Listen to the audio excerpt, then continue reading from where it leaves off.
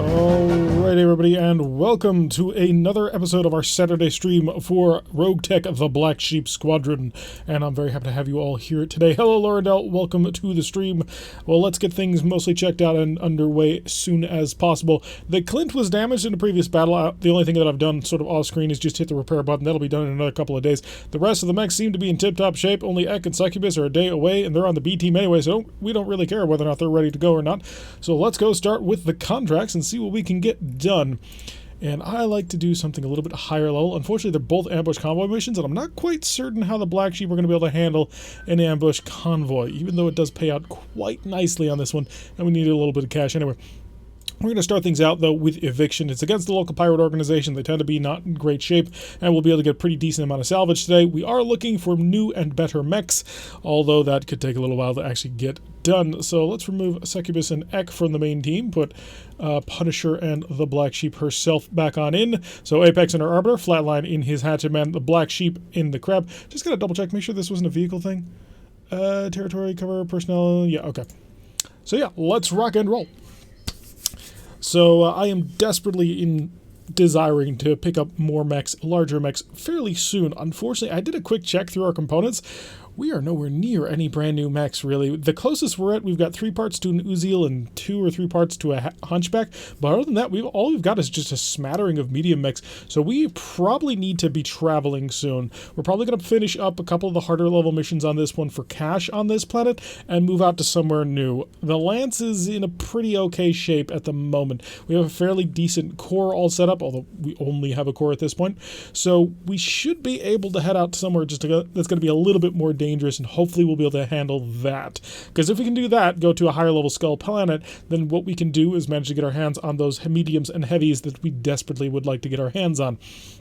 Although that could take a little while. So, a quick on Destroy Pirate Structures location, 1.5 skulls. It's going to have turrets of some description, as they often do, I assume anyway, but it shouldn't be anything crazy.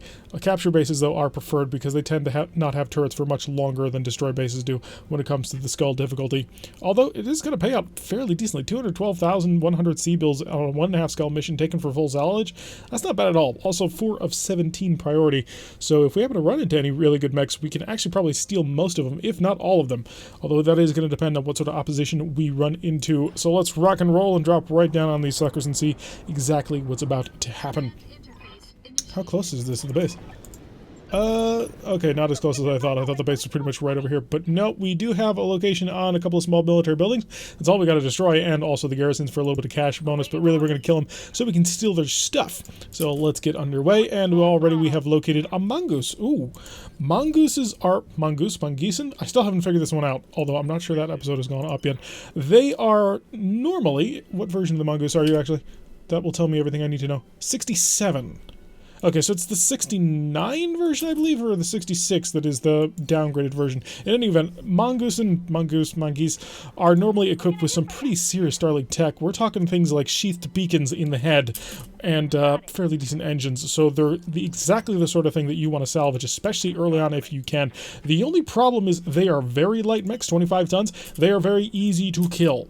So we're going to fire on this to sort of loosen him up a bit, but we do need to keep in mind that it'll be fairly easy to kill him and destroy him and blow up all of his wonderful, wonderful salvage. Ideally, what we want to do is we want to take out his legs, but we can't kind of guarantee any of that just because of the way that he's armored up. Got a Shadowhawk. Oh, that'd be a lovely thing to steal. You're a Shadowhawk 5S, aren't you? Yes, you are. So the Special Forces Shadowhawk equipped with energy weapons and jump jets. We got long-range fire incoming from one of the turrets, managing to set the forest on fire right next to the Arbiter, but the Arbiter will be heading go for that. No, we don't want to blow up the head on this mech. We want to save the head, because the head has a sheathed beacon. It's basically a cockpit that gives you, for free, a electronic countermeasure system, which is awesome. So, yeah, we definitely want to save the head on this one. Mongooses. Hello, Norman. Welcome to the stream. Oh, crap. I may have placed the Arbiter in more danger than it should be. Hi. You are a fleet. Okay, never mind. I'm not quite as worried as I was. The turrets over here, we've got a light turret chassis, 75 tons. Light turret chassis. I would expect 2 more, but it might just be 2. We are cooking a little bit thanks to running through the fire, and we don't have the greatest heat control.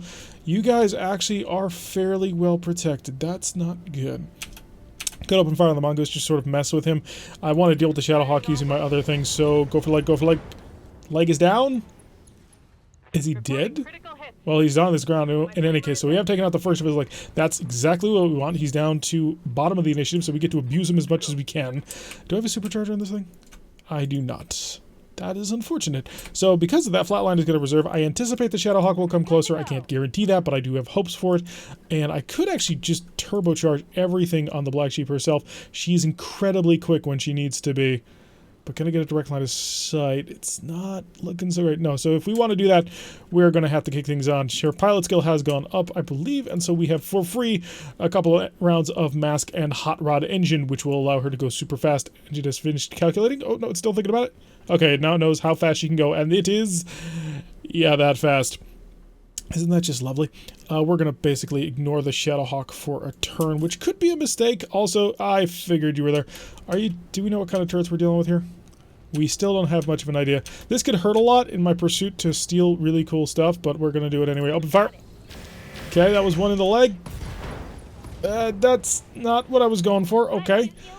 But if he wants to bail, that'd be great. And Flatline again has to reserve because I need that Shadowhawk to get just a little bit closer. I want to hit him with my axe, and in order to do that, he's got to make sure plink from all directions until they panic and eject. We don't really have plinking weapons. We have kill you weapons. Oh, we got a fire javelin right next to us. And it is actually a fire javelin, isn't it? Yeah, 10F. So he's equipped with 4 medium lasers. That's not the worst thing in the world. Trebuchet, you're actually going to try and take control of a bit of a problem that I'm going to have with these... Ooh, how much you got left here? There we go. We don't actually know. I would reckon, though, because it's such a light mech, that it's only going to take 1 round of shooting with an LRM launcher. The problem is, I can't multi-target anybody else. I'm still going to go for it, because if I can steal this leg... damn it, he ejected. See, Norman, we didn't want him to eject because we wanted the helmet. We wanted that sheath beacon so bad, and by ejecting, he destroys it, so we don't get to take it.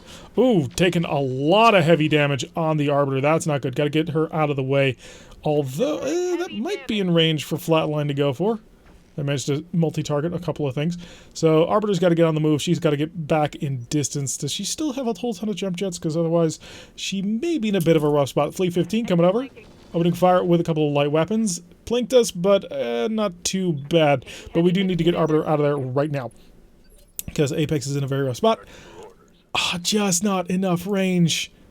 That is very unfortunate. We're going to move him up just so he can kind of share the load a bit. But I'm not sure who's going to get his medium laser. Could go for the light turret chassis, actually. I could just go for the buildings. I can kill him from long range. I'm going to blast the javelin. He's right in front of me, and if we had managed to hit any of those shots, he would have taken a little bit more damage because he's only 30-ton light. Alright, enemy gets to move. Here comes all the turret pain. They are focusing the crab, which is good. So crab is pretty decently well armored, kind of designed to be a bit of a tank. The Arbiter, definitely not. The Hatchetman can take damage. I prefer not to, simply because damage to the Hatchetman tends to take off important things that I would really like to preserve on it. So a couple of turrets firing down. They don't appear to be the most devastating kinds of turrets, so I'm not super worried about it. Oh, lovely. Okay, so we can jump all the way up over here, and we're going to do exactly that. We're going to come up over here into cover. High, tons of evasion. We do need to take care of our heat just a little bit. I think I want to shoot into the side of the Shadowhawk just to sort of get him under control. Yeah, aside from going after buildings, that would probably be the best way. So let's open fire and start putting a little bit of pressure on him. It's nothing too much. We did manage to haywire him, so he's not going to have the greatest of days. Oh, lovely. I do believe, and I could be wrong on this, but I think you have an XL engine. And if you do, you did. Yes, maybe? Not quite sure. It says say engine destroyed, but it always says engine destroyed. Because I think the 5S has an XL engine. It did. That'll be 4 parts to a mech right there. Lovely. Alright, we need to keep... Really? I didn't realize you could punch turrets. I'm not going to do that at the moment, but that'll be interesting to abuse soon. I don't want to put myself too out in the open, so I'm going to maneuver over to the side. We're going to pick on this javelin a little bit because we have quite a lot of weapons. We are going to cook a little bit, but that's not that big a deal. Managed to get a decent amount of hits on that one. Structure exposed. Oh, crap. Immediately? Black Sheep not having a great day, apparently. That's like an 11% chance to happen the first try, so it is technically a little bit more than a 1 in 10. So it does have that going for it. Offensive push. Dude, there was no reason to offensive push at this point. You've already got her offline. You get it for free. But whatever. Depends on if the turret is on the ground or up on a pillar. Yeah, that makes sense. Do I want to just gut this javelin? Because I'm in a perfect position to do it. I mean, especially if I go... not hot loaded, please. I would like ammo changed to dead fires. Oh yeah, we're going to delete a javelin. Do we want to delete a javelin? Yeah, we're out of the 30-ton range. Oh wow, not as much deletion as I kind of expected. He is, however, of course, an ace pilot, and so she'll shift over to the side for a little bit more protection on that. And let's see what the turrets are going to do. I can't see that anymore. Flea is maneuvering and getting a free shot, of course, managing to plink away. Heat is still critical. They are making us even hotter. That's going to be another turn where she's going to be offline and vulnerable, which does quite suck, but we'll be able to deal with it in relatively short order. I think I'll go... yeah, a little bit more fire. They're hitting with most of the missiles. So these turrets are not super dangerous, but when you're shut down and in range of all of them, you got a problem on. So this is going to be quite the expensive and long-term repair. And the deep scan going down too, just for that extra little screw. A couple of more hits. The stability is over the line at this point. Yeah, that's a problem. Hopefully she can turn on next turn before anybody can shoot her, because at this rate she's probably going to die. She won't, but it was dramatic-ish sounding. Let's come over here, and ooh, I do have a shot on the Flea. And all I need is one good shot. Oh, it's a beautiful shot at that. ER's to on. We are going to cook this. Yep, we're good. Potentially blown apart a Flea. Not quite. We did manage to dent it a little bit. So it's not having the greatest day ever. Flatline, you're going to go kill me a javelin, I think, or yeah. Yeah, let's just go kill the javelin. Again, we're out of the 30-ton range. I don't want to have to deal with it. So remove him from the equation. That did, of course, destroy... Actually, no, he's a fire javelin. I don't care. I was about to say it destroyed his SRM-6s, which I might want to steal something from if he's got any cool ammo, but he doesn't, because he's not that kind of javelin. I can maneuver for the turrets, but I'm just going to delete this first. Yeah, we're going to cook it a little bit because we're not in view of the turrets, so if we burn, we should be fine. There was nothing in either of those mechs that I really cared about. So all we're doing at this point is sort of pruning the loot table a little bit. Okay, you missed with the large laser. Black Sheep, please go. Please go now. Oh, thank you. Darling girl, please get your stability under control again, because, okay, good. I was worried about that for a second. Oh, we got more mechs inbound. Interesting. Clints are not exactly something I'm interested in, because I've got one, and I don't really like Clints. Mainly because it's still using a placeholder of a Panther, and if I'm completely honest, I'm not a fan of the Panther. Oh, god darn it. That's a problem. This is getting serious. Yeah, it is, especially because you're still about to get shot at by 4 different turrets, and they're going to be hunting for crits bad on this one. We've only got 38 damage left on this. If she survives this... Well, if she manages not to lose... Oh, wait. Okay, thank god. It's got the... Yeah, okay. This is starting to hurt. This side has the ER small laser instead of the... instead of the much more important and, well, very... I don't want it to die C3 Master. Let's start putting some pressure down on these turrets. We're going to maneuver off to the side a little bit. Hi, guys. I'm up here and going to hurt you. SRM-6, SRM-6, small buildings, LRM-15, and machine guns. And then we've got all y'all way in the back. So we got a Denton, which is a hero version. Let's start putting a little bit of pressure on this turret. Decent amount of pressure. Okay, Black Sheep. You have large lasers, yes? Get the heck out of there. Then that is the new rule. So we're going to pull way back. Protect ourselves a bit. Oh, shoot. I forgot about that. So that's not good. We managed to blow up most of this. So basically, yeah, too late, Nathan. Welcome to the stream, by the way. I managed to forget that. So open fire on the light turret chassis. Okay, looks like we took that one down, so the first of the 4 are offline. Yeah, the crab is unfortunately going to be in for some serious repairs coming up shortly. Flatline, on the other hand, doesn't need to worry about heat because he is chill. And we're going to rush him on over here, see if we can't dive on top of this turret. Do I keep the pressure on the turret? I do. I want to pull out the LRM-15 because I'm worried about how much damage it can potentially do. I will be, of course, firing back with my own just to sort of make sure that we've got it mostly dead. Share the armor, everybody. Let's just get everything together. Deadfires could do it for the additional damage, but I kind of want to save them. We'd be looking at 4 times 15 is 60 damage, 120. That should be more than enough. Medium lasers to off, I think. Yes, that'll get our heat back under control and should hopefully destroy the light turret. I think. It did. Okay, lovely. So we've taken out 2 of the 4 turrets. We've got another lance of mechs incoming. The Black Sheep is relegated only to fire support because she tanked as much as she possibly can. Oh, God, that mech is going to require so much repair. We got an R60 and a Jenner. The Jenner could be trouble just because the Jenner can get into places I don't want it to be. The R60 urban mech is mostly ignorable. So we don't really care about that at all. A couple more light turret chassis, though. This one's got SRM 6s, which we can keep with the Black Sheep far enough away from. We don't know what this one has yet, but if they move the Denton in close, I can just abuse him. Because the Hatchet Man is just going to run up to him and hit him with it. Well, a hatchet, I suppose. If I could get different versions of the Hatchet Man, I would. Long-range fire coming from the R60. You are just, yeah, you're an R60C, so you're still packing an AC-10. So it's not like you've upgraded to the AC-20, although if you made that shot with an AC-20, that'd be pretty impressive. Panther is a large laser Panther, so he's a primitive Panther. He's got the large laser minus, he generates additional heat. That sucks to be him.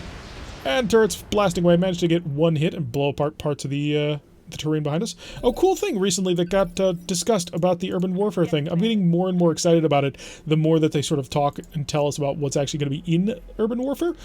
They're going to start making it so there's collateral damage. So if they miss, it'll start rolling for people around you, and there's a potential that you can blow up buildings and other mechs and stuff. They say that it's not going to be friendly fire capable, but I imagine things can be repurposed. Do we want to put a little more pressure on the turret? I think we do. We didn't move all that far, but we do have cover. Ooh, drilled it quite nicely. Didn't quite kill it like I was sort of hoping to. Alright, let's go take out a Clint. Mostly, right? You're going to be mostly dead. I'm in the side, facing forward. That's actually perfect, so we're just going to rush in on this one. Hi, surprise! And there goes that. So the Clint is out of the fight. Was that the side with the large laser? Might have been. Maybe not. It's not a big deal, though, because Clints are kind of dime a dozen for us. The Black Sheep, of course, is going to stay way at range. Actually, I kind of wish that she had jump jets. Take a shot. Can't do both large lasers anymore because we are cooking a little bit. We're cooking a lot, actually. I do see the Panther. Yeah, we'll just blink the Panther. Firing on target. Missed by 3%. That's not terrible at all. Yeah, it's an 8Z, so it's nothing all that dangerous. We're just going to stay way back here where nobody gets to touch us. Actually, I can't. I have to move forward, apparently, if I want to move at all. I'll start heading towards here. I'm out of cover, but I thought the pirate engine was already off. Wait, what? I thought when it exploded, it shut off, but apparently I've blown up my pirate engine? I'm really confused now, because I still have a pirate engine. If I've just lost my pirate engine, I'm going to be a little bit concerned. Yeah, but I thought it shut off when it critted, so that could be an interesting problem. Punisher, you're up. I've got your back. Because it's a 15% weight reduction, which is pretty considerable when you stop to think about it. Can I get my camera back to where I had it? Yeah, more or less. Alright, who do I need to put the pressure on? You are a Jenner that I don't really care. Oh, you're the Jenner A. So I've got a whole bunch of crappy pirate mechs. I was hoping for something a little bit better, if I'm completely honest. Pass in nice and close to this guy. Say hi, not you, but you. Set these to dead fires to make sure that they die. Yeah, that'll do it. That will keep our heat under control. Okay, we got another turret out of the fight. There's only one more turret left to go. 3 more reinforcements.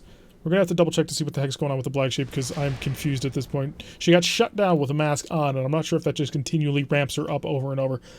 But we're going to have to see. Panther moving off to the side, but I do think you're still inside Flatline's range, especially that urban mech. Opening fire with a machine gun, decided not to get involved with the AC-10. Fascinating decision. Is he multi-targeting?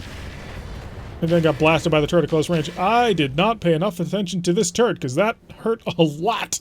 Jeez. Okay. Apex is up. Apex is basically just going to stay up high and have fun skirmishing with people, because she's got ER mediums, and that's exactly what she was built for. Could start messing with the buildings. I don't think we're going to bother. Do I have a target on the oh, I don't. I didn't take the time to set up the target properly. Well, we'll blink away at the urban mech. Doesn't need it, but we will. Talk to me. Punisher is in a position to delete the last turret, and that's exactly what he's going to do. We will use the last of our dead fires for this. Oh, it was rocket launchers and large pulse. Yeah, I'm still going to kill it. Let's go standards. And how many medium lasers can I get on before I cook? Just the one? 25 plus 120? Yeah, that should be enough. Open fire. If the missiles are at all... Oh, darn it. 1 missile short. That was not cool. I'm going to dive up on top of this guy. Yes, I'm putting an urban mech to my back, but I figure I've got it covered. I may regret it, but I don't think I will. Not managed to knock that out. Could it be the mask causing issues on the crab? The mask has already failed. It critted, so that's offline and her legs are destroyed. Yeah, they're both off. So I'm not quite sure what's going on with her. Can I get some long-range uplink going on? Ooh, is there a position I can move to where I can see that turret? Because if so, then I can help out a bit. No, that turret is very much not in my range.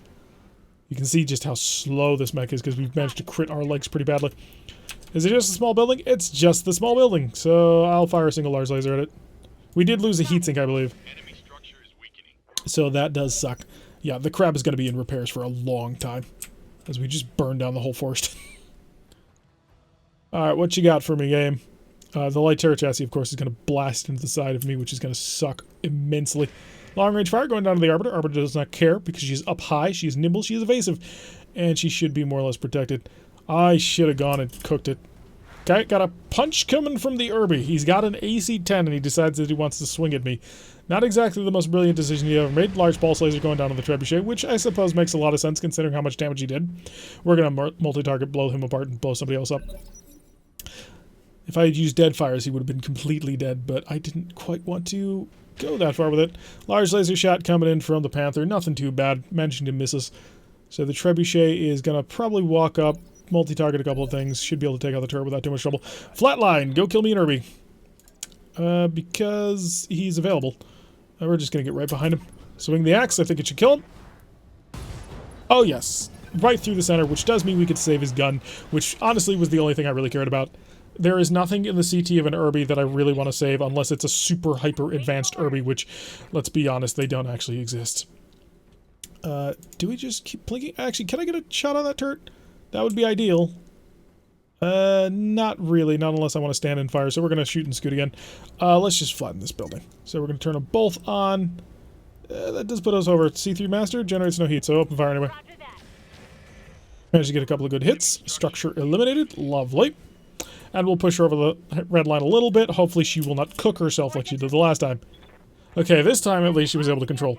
Do I have the... No, I do not have Brutal AI. I'm not looking to play this game at a masochistic level. Which I understand some people want to, but that's just not as entertaining to me. Also, we like to have fun. So, I'm going to bounce over here, going to take out the turret. Yeah, that's exactly the plan. So let's shut down the less than accurate ones. 2 lasers ought to be fine. Managed to blow up the turret, so we don't have to bother with that. So now we can focus all of Punisher's efforts on absolutely annihilating somebody. Specifically, it's going to be a Panther. And we don't really care about either of their weapons because they're large lasers minuses. There's no advantage to having them. They're awful in every way. And a good try, I guess, but that was a terrible idea you just tried. We'll get right behind him and we'll break him. I've got your back. Actually, I could go for him. But no, I want this guy. Reason being, he is vulnerable to me. Set the ammunition to this. And we are actually going to cook. That's kind of the reason why we were saving last round. It ended up biting us in the butt a little bit. And there we go. Completely annihilated. What a waste. LRMs are out. So he's out of dead fires, which is a little bit unfortunate because it means he doesn't get to be as aggressive at point-blank rangey.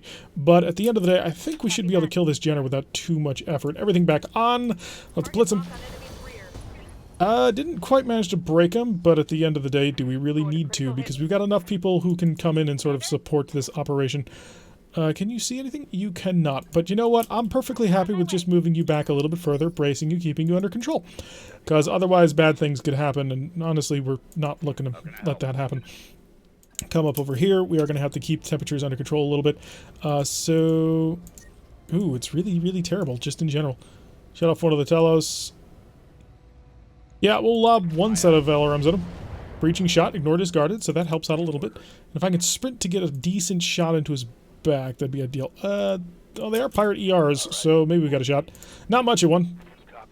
But all we needed was one good hit. Unfortunately, we didn't get it. So there's that working somewhat against us. Not too bad, though.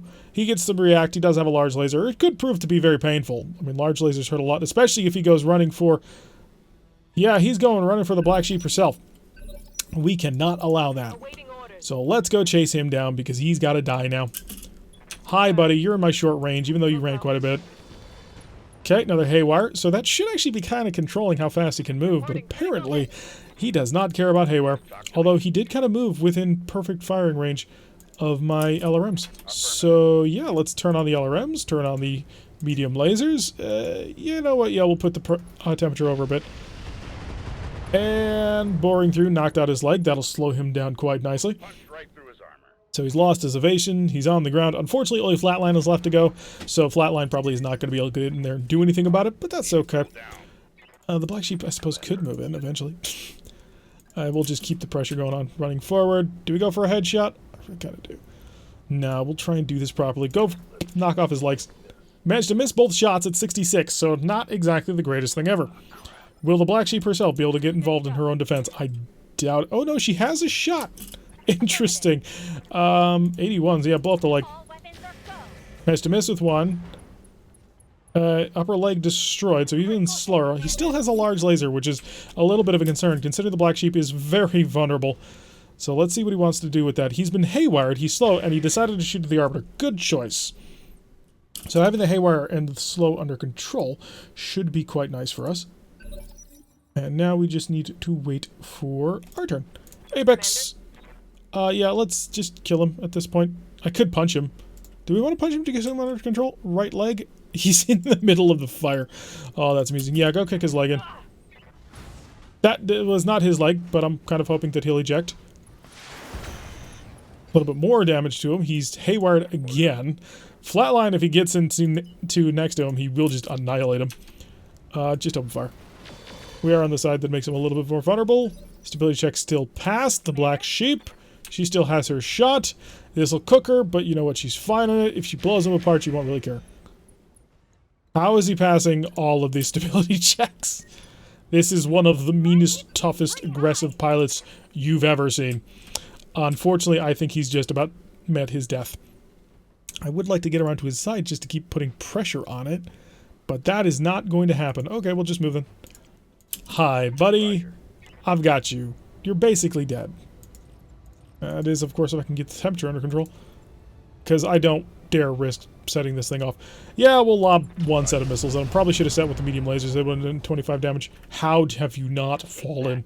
He's panicking. He's not having a good time. There is that going for him. He's going to walk forward. He is on fire, and he's going to shoot point-blank range at the Arbiter.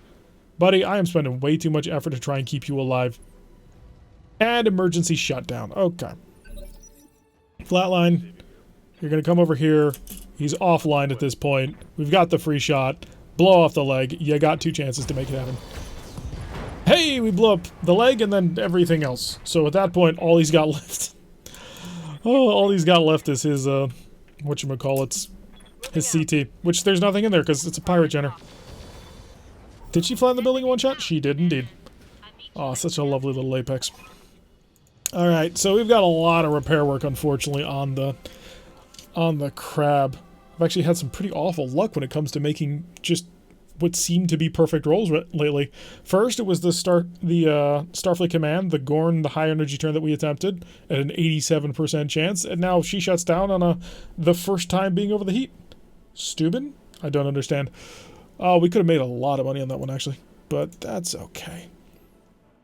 Hatchet Man just cleaning up today. Oh, the crab is badly damaged. Show me that engine. Heatsink double destroyed. Engine is just critted. Okay, lovely. So we can actually fix it. I was a little bit worried there.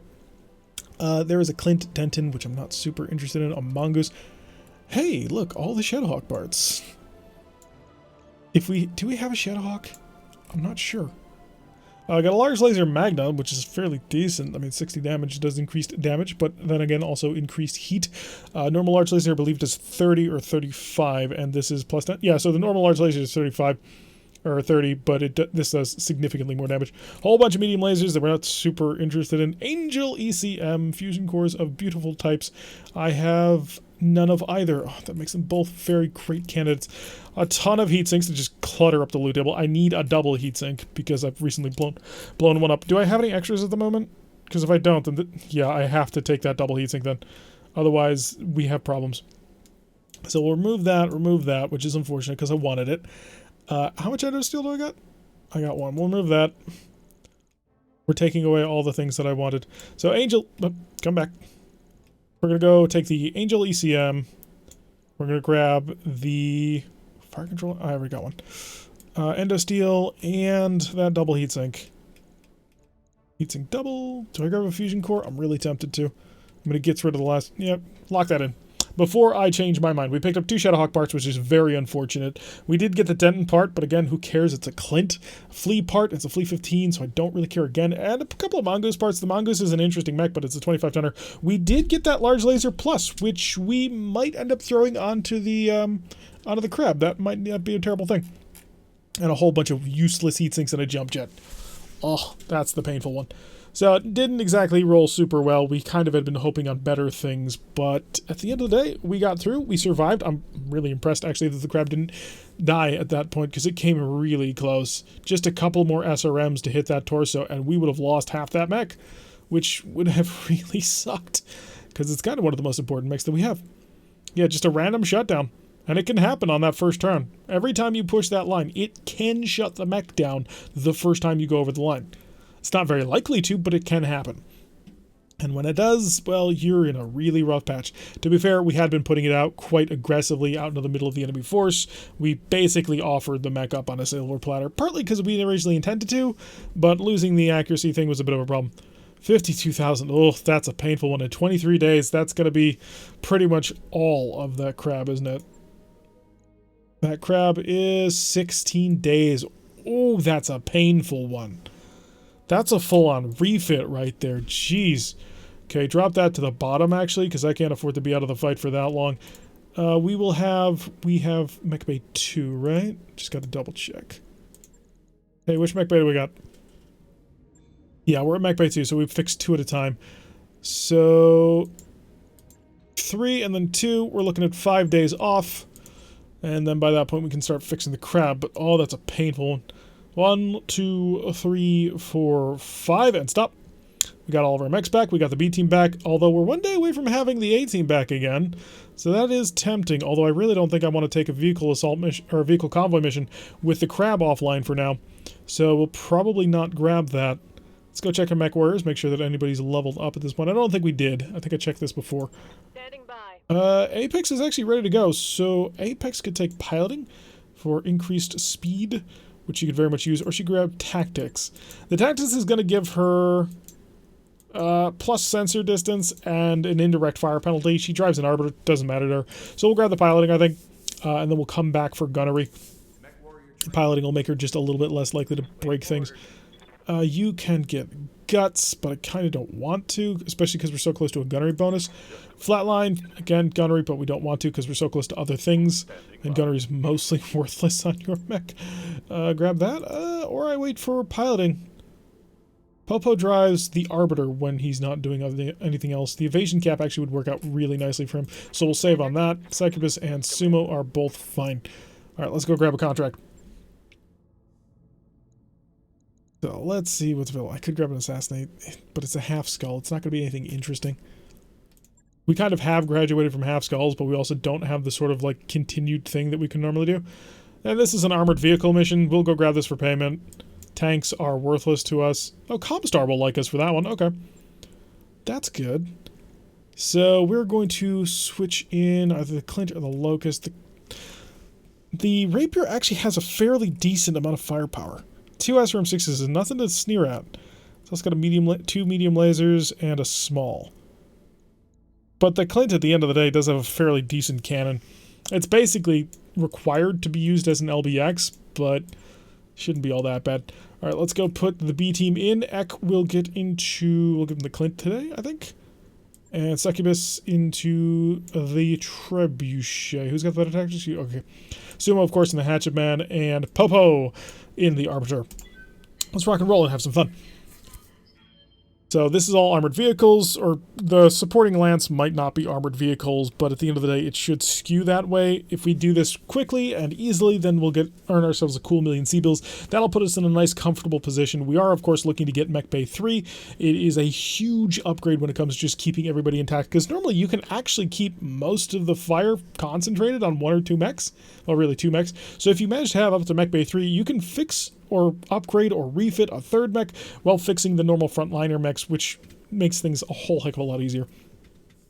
The other really annoying thing about that crab repair, though, is even after we manage to get just the armor fixed on that one, which is taking 16 days, we still are going to have to fix up the leg actuators, the pirate engine. That's going to add another week or so at least.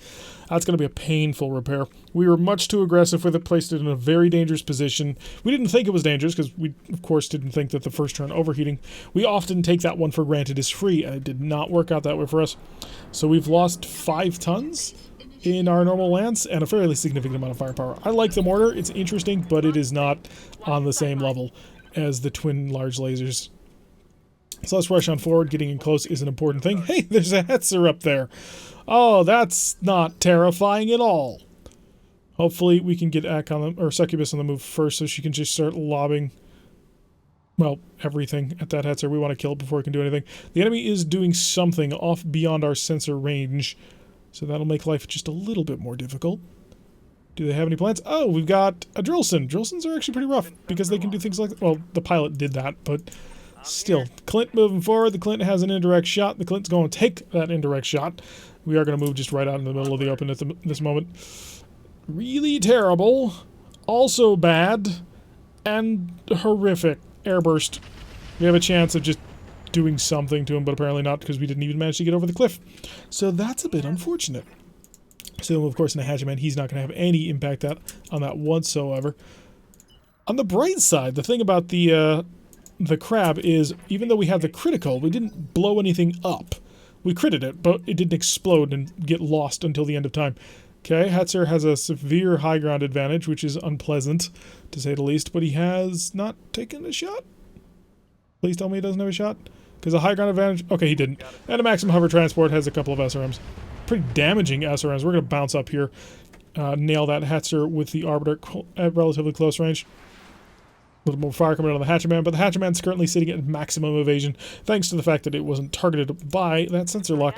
Succubus can come forward, and we're just going to lob more missiles, I think. I want the Hetzer. We've got to focus that Hetzer to weaken it up, make it easy for the Arbiter to come in and wipe him out. Or maybe kill him right there. No, did not happen. We are looking at 3 vehicles so far, and the reinforcement lance, of course. Thank you for the heads up, Darius. Always nice to know. Alright, we got long-range missile fire coming in from the right side, and not seeing where it's hitting, so it must be hitting pretty badly. Succubus is up again. That's not great. Oh, there they are. We're dealing with an urban mech, don't care. Oh, is this another urban mech posse? We ran into one of these fairly recently, actually. Maneuver over here to the side. Keep the fire up on the Hetzer? I think we shall, just to keep the pressure on. Because when we finally jump Popo up there, I want to make sure the Popo can kill it without really any risk. What are you? Another Hetzer. That's unfortunate on several levels. We want to come up to the side. Surprise! Hi. Wow, so we mostly haven't hit him at all. Luckily, we have a really decent accuracy on this one, so I'm going to unload with the rocket launcher. I was hoping for a little bit better.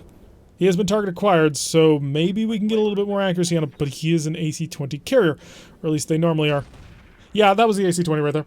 Hello, Sean. Welcome to the stream. Glad you could join us. We're currently dueling out with a couple of vehicles and apparently an urban mech posse over here, which we're going to have to deal with relatively shortly, but hopefully not right now. Gonna maneuver up over here. And more fire for the Hetzer. 17, 20%. That's good enough for me. Just start lobbing some mortar shells. Getting some hits in. Alright, starting to weaken him a bit. Unfortunately, they're at full armor, which I wasn't expecting the pirates to be there. But apparently that is the way we're going to be playing today. We've really got to knock these Hetzers out quick. Hetzers are too dangerous to be left alive. And the Urban Mech Posse, as long as it's just Urban Mechs, which we have run into that lance a couple of times, if it's just the Urban Mechs, we can ignore them for now, and we can make this fight on our own time. Large laser fire coming out from the Drillson, which is dangerous, but as long as we keep things mostly in our favor, we shouldn't have too much trouble. Keep coming around. That's the only choice that we have here. We're going to ignore the Hetzer up there, basically, because we can't get it. Oh, fire the Drillson. Just give him a little bit of a blink. Managed to target him with the tag. The Urban DLC that is coming to the vanilla game sounds interesting. It does, and welcome to the stream, Matt. We're going to be introducing a whole new environment. City maps themselves are probably worth the price of admission. And apparently there's also coming a whole bunch of quality of life upgrades. They're giving us ways to sort through the map that aren't the ways that currently RogueTech has it. So hopefully that means actually just typing in to find the location. Because I would like to be able to do that. I have been spoiled by MechHQ's ability to let me just type in the name of any system and immediately jump to it. Yeah, and a couple of other upgrades that we're looking at, which should be a lot of fun. More missile fire that doesn't appear to be actually be getting anywhere. Again, not going to complain because it's urban mechs and you don't want to have to worry about them. Sumo, are you in range? Not quite yet, and that's a Hetzer. So I can't. I'm going to reserve Sumo. I'm going to reserve Sumo in the hope that this Hetzer comes up here, shoots and misses, so I can then hit him. He is a master tactician, which does hopefully work in our favor. This Hetzer is moving at 15, but we are 18 on the Arbiter. Hopefully we can burn something into him. I really, really don't want to have to take an AC-20 hit. I don't have any mechs that are really capable of taking an AC-20 hit. Large laser, firing down on the Clint. Nothing too bad over here. If the Clint goes first... No, he's not. But if the Clint was going to go first, it might have been worth trying to fire a... do 62 damage? Yeah, that's not going to be enough. It might have been worth trying to fire the wonderful thing, bobber, the whatchamahoosit. Is that our angle? Yeah, that's got to be our angle. Keep fire. Keep the pressure on. Burn through. We have not burned through. At least we have the haywire under control. But yeah, it might have been worth using the acid rounds because acid causes him to take even more damage. I don't have a... Yeah, I forgot. This mech has serious heat problems if you try and use those pulse lasers. It's mostly here for the mortar if we're all completely honest with ourselves. And it does a really good job of it. I think we're going to shell him with some acid. Make it so that he has to worry about, yep, he's going to take additional damage from now on, and we'll maneuver somewhat forward a pilot using our evasion to sort of keep ourselves covered. I'd like better mech bay customization options like in RogueTech. I doubt they're ever going to do that. The mech bay options in RogueTech really sort of dial everything up to 11. It can be really complicated to understand, and that would be very difficult for a new player to sort of get into. Oh, good. His alarm 5 damaged. So that works in our favor. Keep the pressure on. Yes, we shall. And 22. Yeah, we're just going to have to keep working on it. I am, of course, focusing on this Hetzer to the exclusion of basically everything else in life. Eventually, we will kill it. Oh, did I set it on fire? Ooh, vehicles automatically take damage for going through force. That's what I kind of had been hoping. He missed us by 85%. Holy crap. If Sumo is in range to kill him... Oh! Wow. Losing armor left and right here. So, yeah, that got taken straight on the chest. What really amazes me, though, is he took it and he didn't die. Okay, so hopefully Sumo's in range. Yes, okay, lovely. So let's rush in on here. I am going to show my back to them for the 5% upgrade. Hello, please come on, get him, Sumo. Gosh darn it, Sumo. Why? Why would you do that? At least he's been tagged. I'd like to see some actions to specify the default state equipment. Default state of equipment from the mech bay or fire groups? I'm not sure I understand what you're trying to say, Norman. But yeah, trying to introduce the entirety of the mech bay. Part of that is also because RogueTech takes place at a more advanced timeline. So things can get a little bit rough. Do I keep the shelling? I have to keep the shelling going on. Not you or you. I don't really care about either of you, but what I do care about are these Hetzers. What's left on that Hetzer, by the way? We've managed to weaken it pretty considerably, actually. Do I go with another guided shell? It's got a precision ammo. Oh, that's unfortunate. We're going to keep the acid on. Didn't hit him with the acid, unfortunately. What? I just hate losing jump jets so I can get more armor and weapons in vanilla. Vanilla is really limited in what you can change mechs. Well, that's because it takes place in 3025, and the technology limitations are a big deal. A lot of the stuff like the endosteel, the ferrofibrous armor, a lot of the gyros that we use, none of those are available in timeline in the game where that takes place. So, for instance, being able to set up chaff rocket launchers to often... Oh, yeah, that would be good. Although chaff rocket launchers don't exist in the base game. Alright, do I have a shot for free on you? I'm on your left side. I want to be on your right side because your right side is almost exposed to die. So if I can do that without... that'll work. And that'll be in range too. Okay, lovely. Okay, kill me a Hetzer. I am going to cook it. Yes, even though the risk of overheating. Okay, good. First Hetzer's destroyed. But I need to remember it every time. Yeah, that would be nice, but again, chaff rocket launchers don't exist in the, they don't exist in the base game. So I suppose we can't really be too asking for that. Can I get a good angle here? 79, 84. I am stepping out of the forest, but come on. Please do it, Sumo. Thank you. Okay, so we got that vehicle out. So long since I've played the base game. Yeah, RogueTech added a ton. It's kind of ridiculous almost. Which is a lot of fun, don't get me wrong, but... Alright, so we got the Hetzers out. Arbiter's got to play super safe and not risk itself at all, because unfortunately Arbiter took a hit. A very nasty hit from an AC-20. Didn't penetrate the armor, which I'm pretty stunned about, but it did manage to get hurt pretty badly. Okay, I put some hurt on the Drillson. We're going to start moving on to the next one. Explains a lot. So, yeah, Endosteel is lost tech. It does get rediscovered after the Helm Memory Core, I believe. Pretty much every piece of structure, equipment, and that sort of thing, that's all lost tech.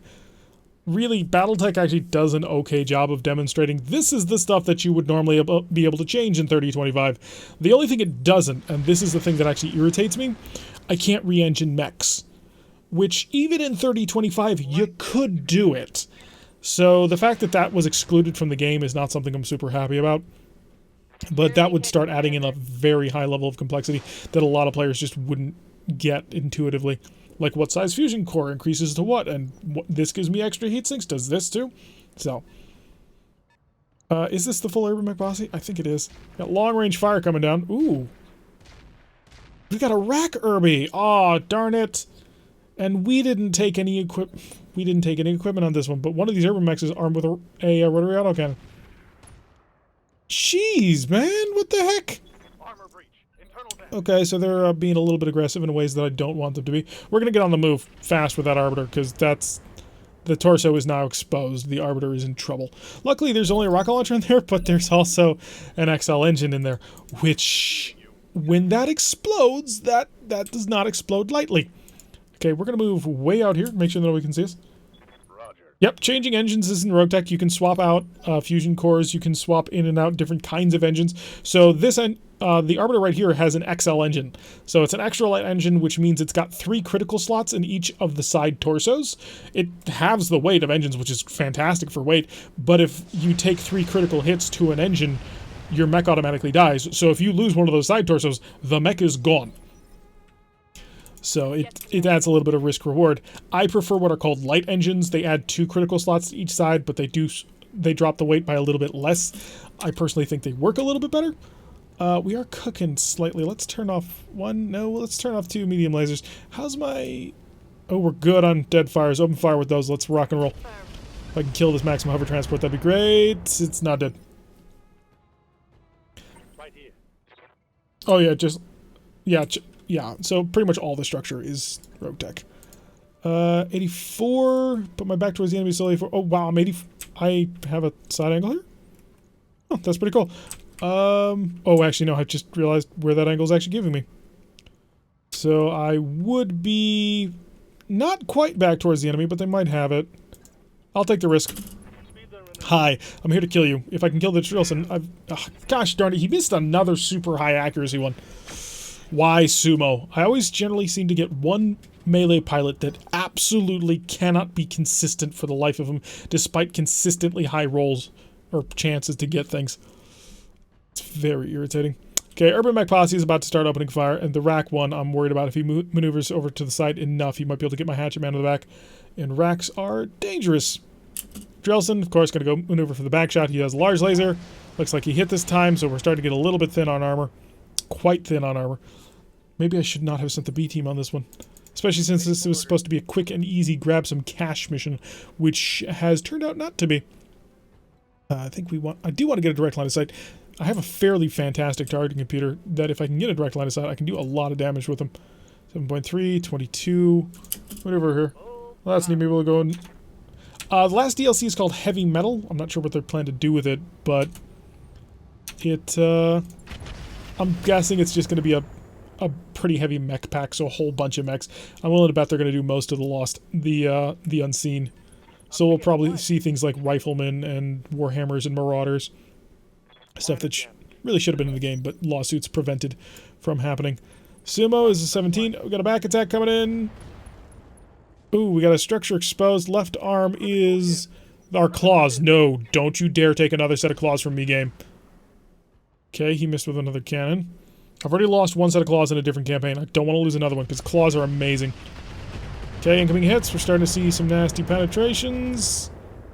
Okay, we got a penetration on the back as well. Do you have an XL engine? I think you don't. Okay, back to us. Popo! Popo can't see anybody, but that's kind of okay, because Popo has an open torso. I don't think I want to risk it. What's the accuracy we're looking at? 66 is not terrible at all, actually. We're going to peek up. Oh, darn it. Heat from the fire. Fire, and hope you don't shut down. Decent amount more fire going down. Ammo explosion avoided, and we're good. So next turn we'll just move out of the fire. Okay. I need you to do your gosh darn job. Thank you. Okay, so now at least we're all on the same page here. So we just got to take out one more of these transports, and we got the primary target destroyed. Unfortunately, despite the fact we were only contracted to kill the transports, we're also going to be required to kill everything else. So I view that as poor negotiation. 43%, am I too close? 43, can I get a little bit more distance, but still have a direct line of sight, please? Actually, let's check out to see what that would be like. 50% is what I can get. Yeah, we're going to go for that. Goes up to 63. We are going to cook a little bit, but I'm going to say that that's going to be worth it because we have potential to kill a Maxim. Oh, we critted him all over the place, and we have exposed his structure, but he's not dead. And we are now cooked, which is a bit of a problem. This Clint has serious heat control problems. We desperately need to get a double heat sink in this thing. Oh, the mortar alone generates 30 heat, so I can't shoot it next turn. I'm going to be down to lasers. He's lost most, well, his front, oh, we almost blew him apart. His left armor has like 1 point of structure left. And if he, yeah, he's gonna move before we get to finish him off. Ow. A little bit of a face shot there, but we're okay. The Urban Mech Posse is proving to be a little bit. And another LRM misfire. Stop getting behind me to do things. I have very vulnerable parts in here. Succubus? Yeah, do me a favor. You need to be on, well, either in front of him or on his left side? This is your left side, right? It is. Yeah, so that's not going to happen. So instead, we're just going to move in front of him and just blitz him with firepower, I guess. Yeah, that'll be where we'll go. And the Deadfire LRMs should do enough damage here. That's the hope. Do I want to cook? I don't. Do I want to rely? Also don't, but I'm going to do it.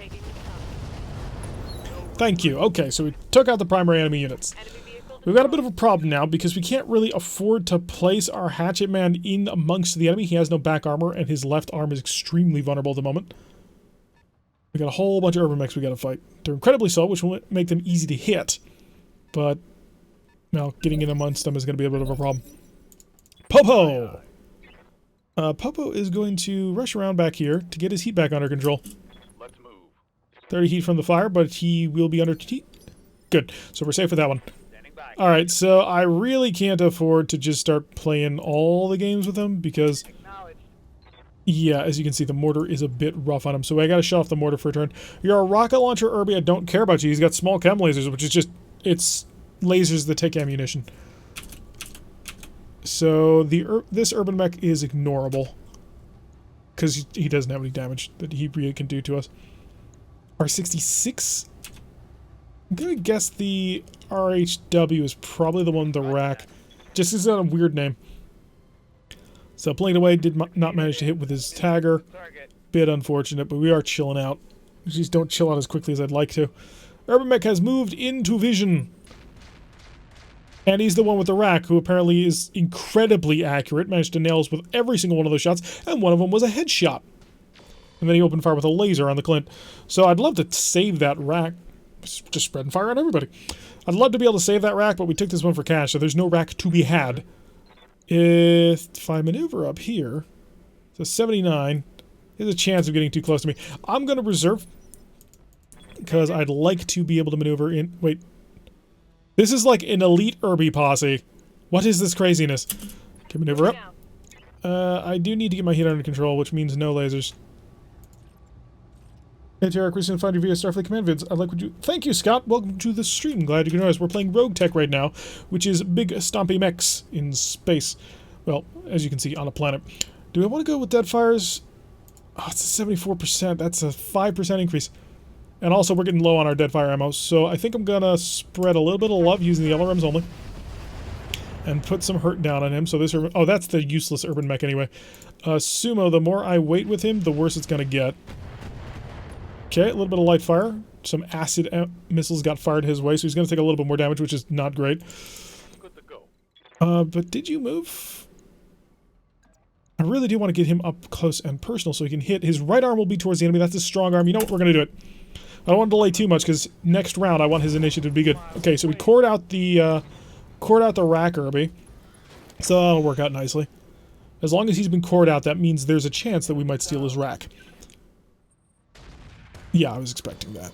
So you're the standard Irby, and you are the missile Irby? No, you're not. You've got... So who had the missiles? Not really sure on that one. Okay, that's the small chem lasers. We don't really care about that because they're not doing anything to us. And he's an ace pilot and he's going to maneuver around. They're all really good pilots apparently, which is moderately terrifying. Considering how much damage you can do with an urban mech if you're a particularly competent pilot. Yes, I probably shouldn't be doing this, but I'm going... Oh, our only in range for attack. This should be okay. Blink. And the heat should be fully under control. Yep, heat is fully under control, although we're not really engaged with him just yet. I want to kind of ignore the chemical laser Irby. So we should be able to get into deadfire range here. You are not the chemical laser, you are the chemical, and you are an unknown urban mech. I wish I had your names still, because that would have been interesting to know. There's an urban mech I know nothing about. So let's go deadfires. Drops to 69. 74 on the chemical laser Irby. Okay, we're going to keep up with the normal LRMs. We're also going to start opening fire with our medium lasers. We'll keep one offline, just because we don't want to cook it just yet. And we've started a fire, which will be nice. If I can start getting a little bit of mortar fire down, which we will be able to start opening fire on this turn. You are the one I want, and we want acid rounds. Because if we can hit him with acid rounds to turn off the Tiger, because the Tiger generates heat, hit him with some acid rounds, he'll take a little bit more damage from the follow-ups. Ooh, quite a bit of acid on that one, too. Back up to our turn, that's a bit of a problem. They're all tightly clustered. Actually, can I get around to his back? I can. I won't kill him. Over here is basically the same, but I will be in the fire, but do I care? No, I don't generate any heat anyway. Yeah, go for the 96. Surprise! And gone. Alright, so that's the second Irby out of the fight. We've only got two more. Oh, he had a Howitzer 2000. Wow, that would have hurt a lot if he actually managed to hit us with that. These urban mechs are crazy. Okay, a couple of missiles bouncing off us. As long as you don't kill my claws, I don't really care. We do have a broken shoulder, which is not wonderful, but we'll be able to fix that at home so long as we don't lose the mech. And the chemical laser Irby decided to open fire on the trebuchet. I'm good with that. And he's an ace pilot, he's going to move in close. I'm not sure that was the most brilliant idea he could have ever had, but I'm not going to argue with him. You are... Yeah, the chemical laser Irby moved close, but I don't care about him. Can I get a side angle shot that is open? I do, but I'm getting a little bit closer than I want to be. I'm probably back within range of that AC-10, and he could potentially tear off an arm. But he has been target acquired. Alright, Ek is going to move up. Ek is probably going to roast a little bit on this turn. By a little bit, I mean a lot. He can't afford to do that. He won't cool off in time. That's his problem. We will turn the tag around, though, because we are pushing the limits a little bit. Open air, look, useless trash cans with a single gun. Pretty much. So let's go acid this guy. We are going to cook on this one. I really need a double heatsink kit for this. Oh, it's painful. Sumo, go kill this guy. And you shouldn't have too much to worry about with the chemical laser Irby if you can kill this one. Lovely. 270 damage because of the acid rounds. That mortar is such a wonderful support weapon. If only we could keep the heat under control on that. And we pick up more heat from the fire, but we don't care because we don't need it. Okay, at this point I should be 88 to 74. You know what, we're going to do it. And we're also going to light it up a little bit. And she managed to miss most of those lasers. We've exposed most of them, but we are now cooking a little bit. Enemy gets to move, and they have the chemical lasers, of course. Blink, blink. Both of them managed to miss. Lucky for us. Sun chop. Alright, who's up next? It is going to be Popo again. So Popo will, of course, move up forward. This is way riskier than I probably should have done. But I think I can nail him with the Haywire. And he is, like, destroyed? Yeah, he got the free knockdown. Nice job there, Popo. Coming in with the Arbiter, despite the fact that the Arbiter nearly has died at this point. -5 initiative will make everybody else's life easier. Ek is going to chill. I really should just run up and kill him, but... Succubus also needs to chill. You know what? Okay, just get in there, break him, please. Stand on top of him. You got a 96% chance of it happening. Goodbye, sir. Nice to know you. Good. Alright, so we actually kept a chemical laser intact. I wonder if we'll actually get that. We get one random piece of salvage for this mission because we took it for 1,000,000 C-bills, which hopefully they'll also pay us for this lance. That is something that still really irritates me about the contract system in this game. I should be able to withdraw after accomplishing the primary directive and get everything that I asked for, because that's what they hired me to do. They did not hire me to fight additional lances. They only hired me to kill those vehicles. So I want something special. And the what? Okay, 30% increase is not terrible, but still, on principle. Hatchetman, of course, is picking up everything. The Urban Mech managed to pick up that one Hetzer, which managed to nail it right in the chest with an AC-20, and it survived. So I'm quite happy about that. We got armor-piercing AC-20 ammo out of that. Nice. Okay, that's okay, I guess. I don't think we have... Yeah, we don't have an AC-20 on a mech at this point. They are incredibly heavy, and really our heaviest mechs are all laser boats at this moment. Although I think that Succubus is probably missing a heat generation perk, because I do not remember Punisher struggling this much with heat control. Or maybe I just have rose-colored glasses. Ripper's Rumblers campaign has gotten to a point where I can basically just ignore heat, because I design all my mechs specifically in order to so I don't have to worry about it. So I can go running and sprinting at maximum speed, get perfect position, and just blitz somebody with everything I got. Except for one of my new mechs. The new Wolverine that we built does have some heat problems, but we're working on that. I think there's some modifications that I'm going to make to it. Well, I know there's some modifications I can make to it. The problem with that Wolverine, though, is hardpoint limitations. But yeah, so unfortunately, Succubus was definitely struggling with trying to keep the heat under control on that mech. Wow, 59,000 for 24 days. We are out of the fight for a bit. It's lucky that we managed to get so much cash on that one. Jeez, pain has been had. 17 days on the Hatchet Man. Really? Well, yeah, okay, he had penetrating hits. Arbiter's only 4 days. I just want to point that out. So we can't fight anymore. Just gotta we just gotta sit and wait. The contract is contract is contract is contract, but only between Ferengi. Let's see. So I've got to wait 4 days, and we'll be able to deploy again on a light lance.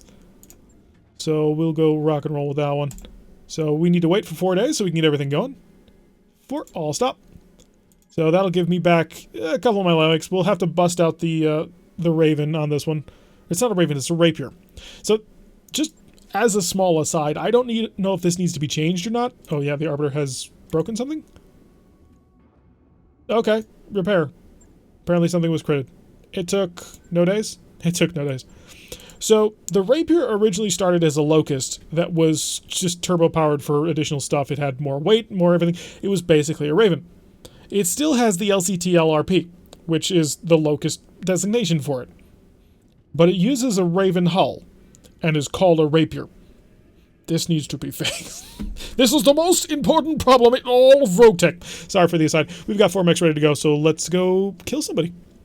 Take a contract. We got 17 days until the end of the month. We're at 2.4 million Seabills. I'm quite happy with that. Quick check. How long until we have our next Argo upgrade? We're not working on an Argo upgrade? What is this craziness? Why did I not have this under control? Because it's 2.25... Yeah, 2.25 thousand Seabills. Million Seabills? Million Seabills. Which is a bit of an unfortunateness. If I earn a decent amount of cash, though, I can definitely do that. Let's go check the A team, make sure nobody's leveled up at this point. Although I think we already did that check, but we're going to do it again. Yeah, Black Sheep is fine. Apex is fine. Flatline couldn't get gunnery, and Punisher is fine. Okay, let's go rock and roll. We may want to just grab some cash, just so I can get Mech Bay 3. Mech Bay 3 would be huge for us. Especially us, honestly. Burden of Proof is an ambush convoy. Ugh. Do we have any really bad salvage payouts? Supply lines is an ambush no, it's a straight up battle. 2 of 9? Yeah, we'll go take that. Give me all your cash. Against the local pirates? Definitely. It was trying to think for a second what it should actually deploy for our lines. This Clint needs fixing. I'm going to do one quick check, actually. If I've got a double heatsink kit, I'm throwing it in that Clint right now because it desperately needs it. How many mech visual models does RogueTech add? Okay, have you ever played MechWarrior Online? All of those. Literally. I'm not even joking. All of those. And then they've also added additional mech types, which I don't actually have one handy to show you at the moment, but they've got the Valiant, which was the first one in, which is an absolutely gorgeous model, and I had it back during the very beginning of my Ripper's Rumblers campaigns. If you check out Season 3 of RogueTech that we have, the playlist for that, we get to see the Valiant in the first several episodes until I get it kind of blown up. They've also got a longbow, they've got Stingers, Wasps, Hurons. There's a whole bunch of them that they've added that are special, but also all of the MWO mechs. But yeah, they've also started including a whole bunch of the brand new ones, which is really cool. What's he working on right now? He showed a render of it recently, and I don't remember. In any event, I do need to check to see if I've got a double heatsink kit, because I'm desperate for it. We got a prototype double heatsink, but not the kit to go with it. Yeah, I don't have a double heatsink kit, but this mech desperately needs it. On the fence about RogueTech for a while, RogueTech, have you ever played the base game of BattleTech, though? Like vanilla BattleTech. Have you ever played that? Because if you haven't, RogueTech is a heck of a lot to chew on. Also, if you're not kind of familiar with just BattleTech in general, the tabletop version, RogueTech is an awful lot to chew on.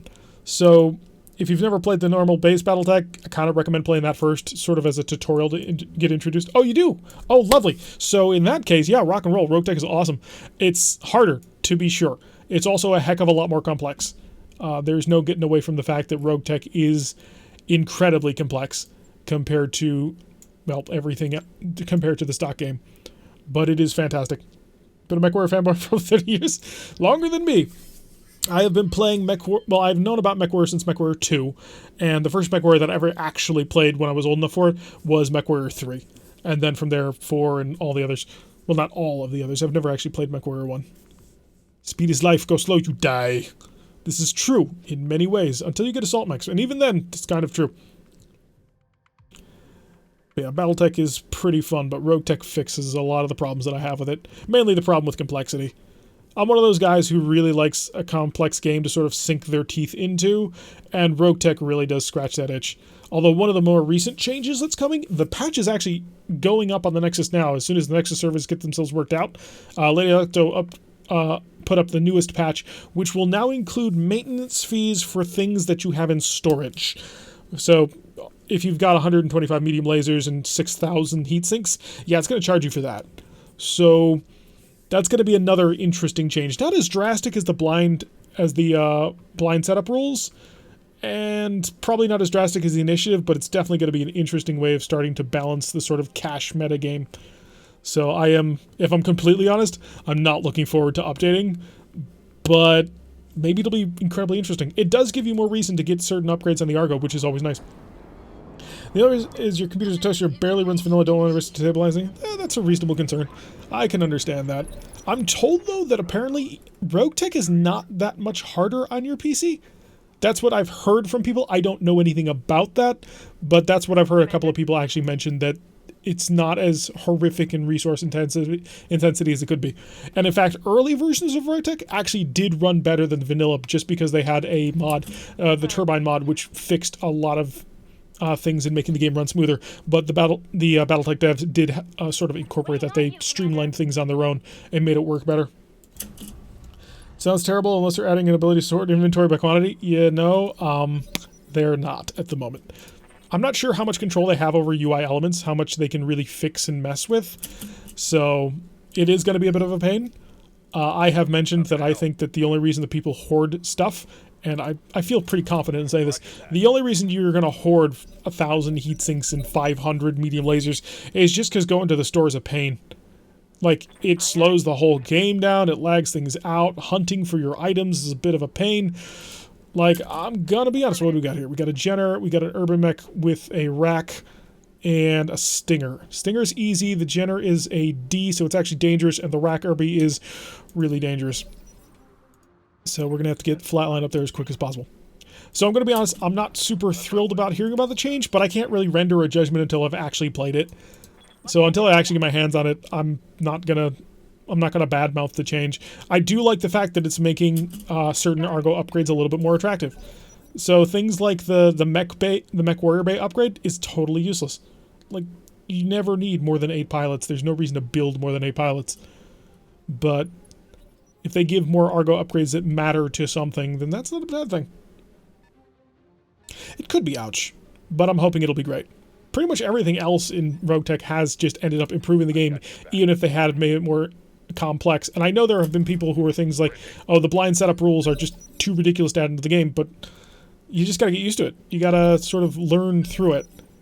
And it can be a lot of fun once you do, because it makes you feel like you've really accomplished something. Although, again, I'm not positive how it's going to turn out. I hope. I have hopes and dreams. I'll put it at that. Hi, Irby. I'm going to get right behind you. Yes, I understand that I'm putting myself with my back to a stinger, but unless he's some sort of... No, he's not. I was about to say, unless he's a Wolfster Groon stinger or wasp or whatever. Yeah, this is not a problem. Die, please. Beautiful. Just beautiful. And we took this roll cache, so don't really care that it died. Flatline is not in position to do anything to anybody, but I can move him sort of as a blocking force.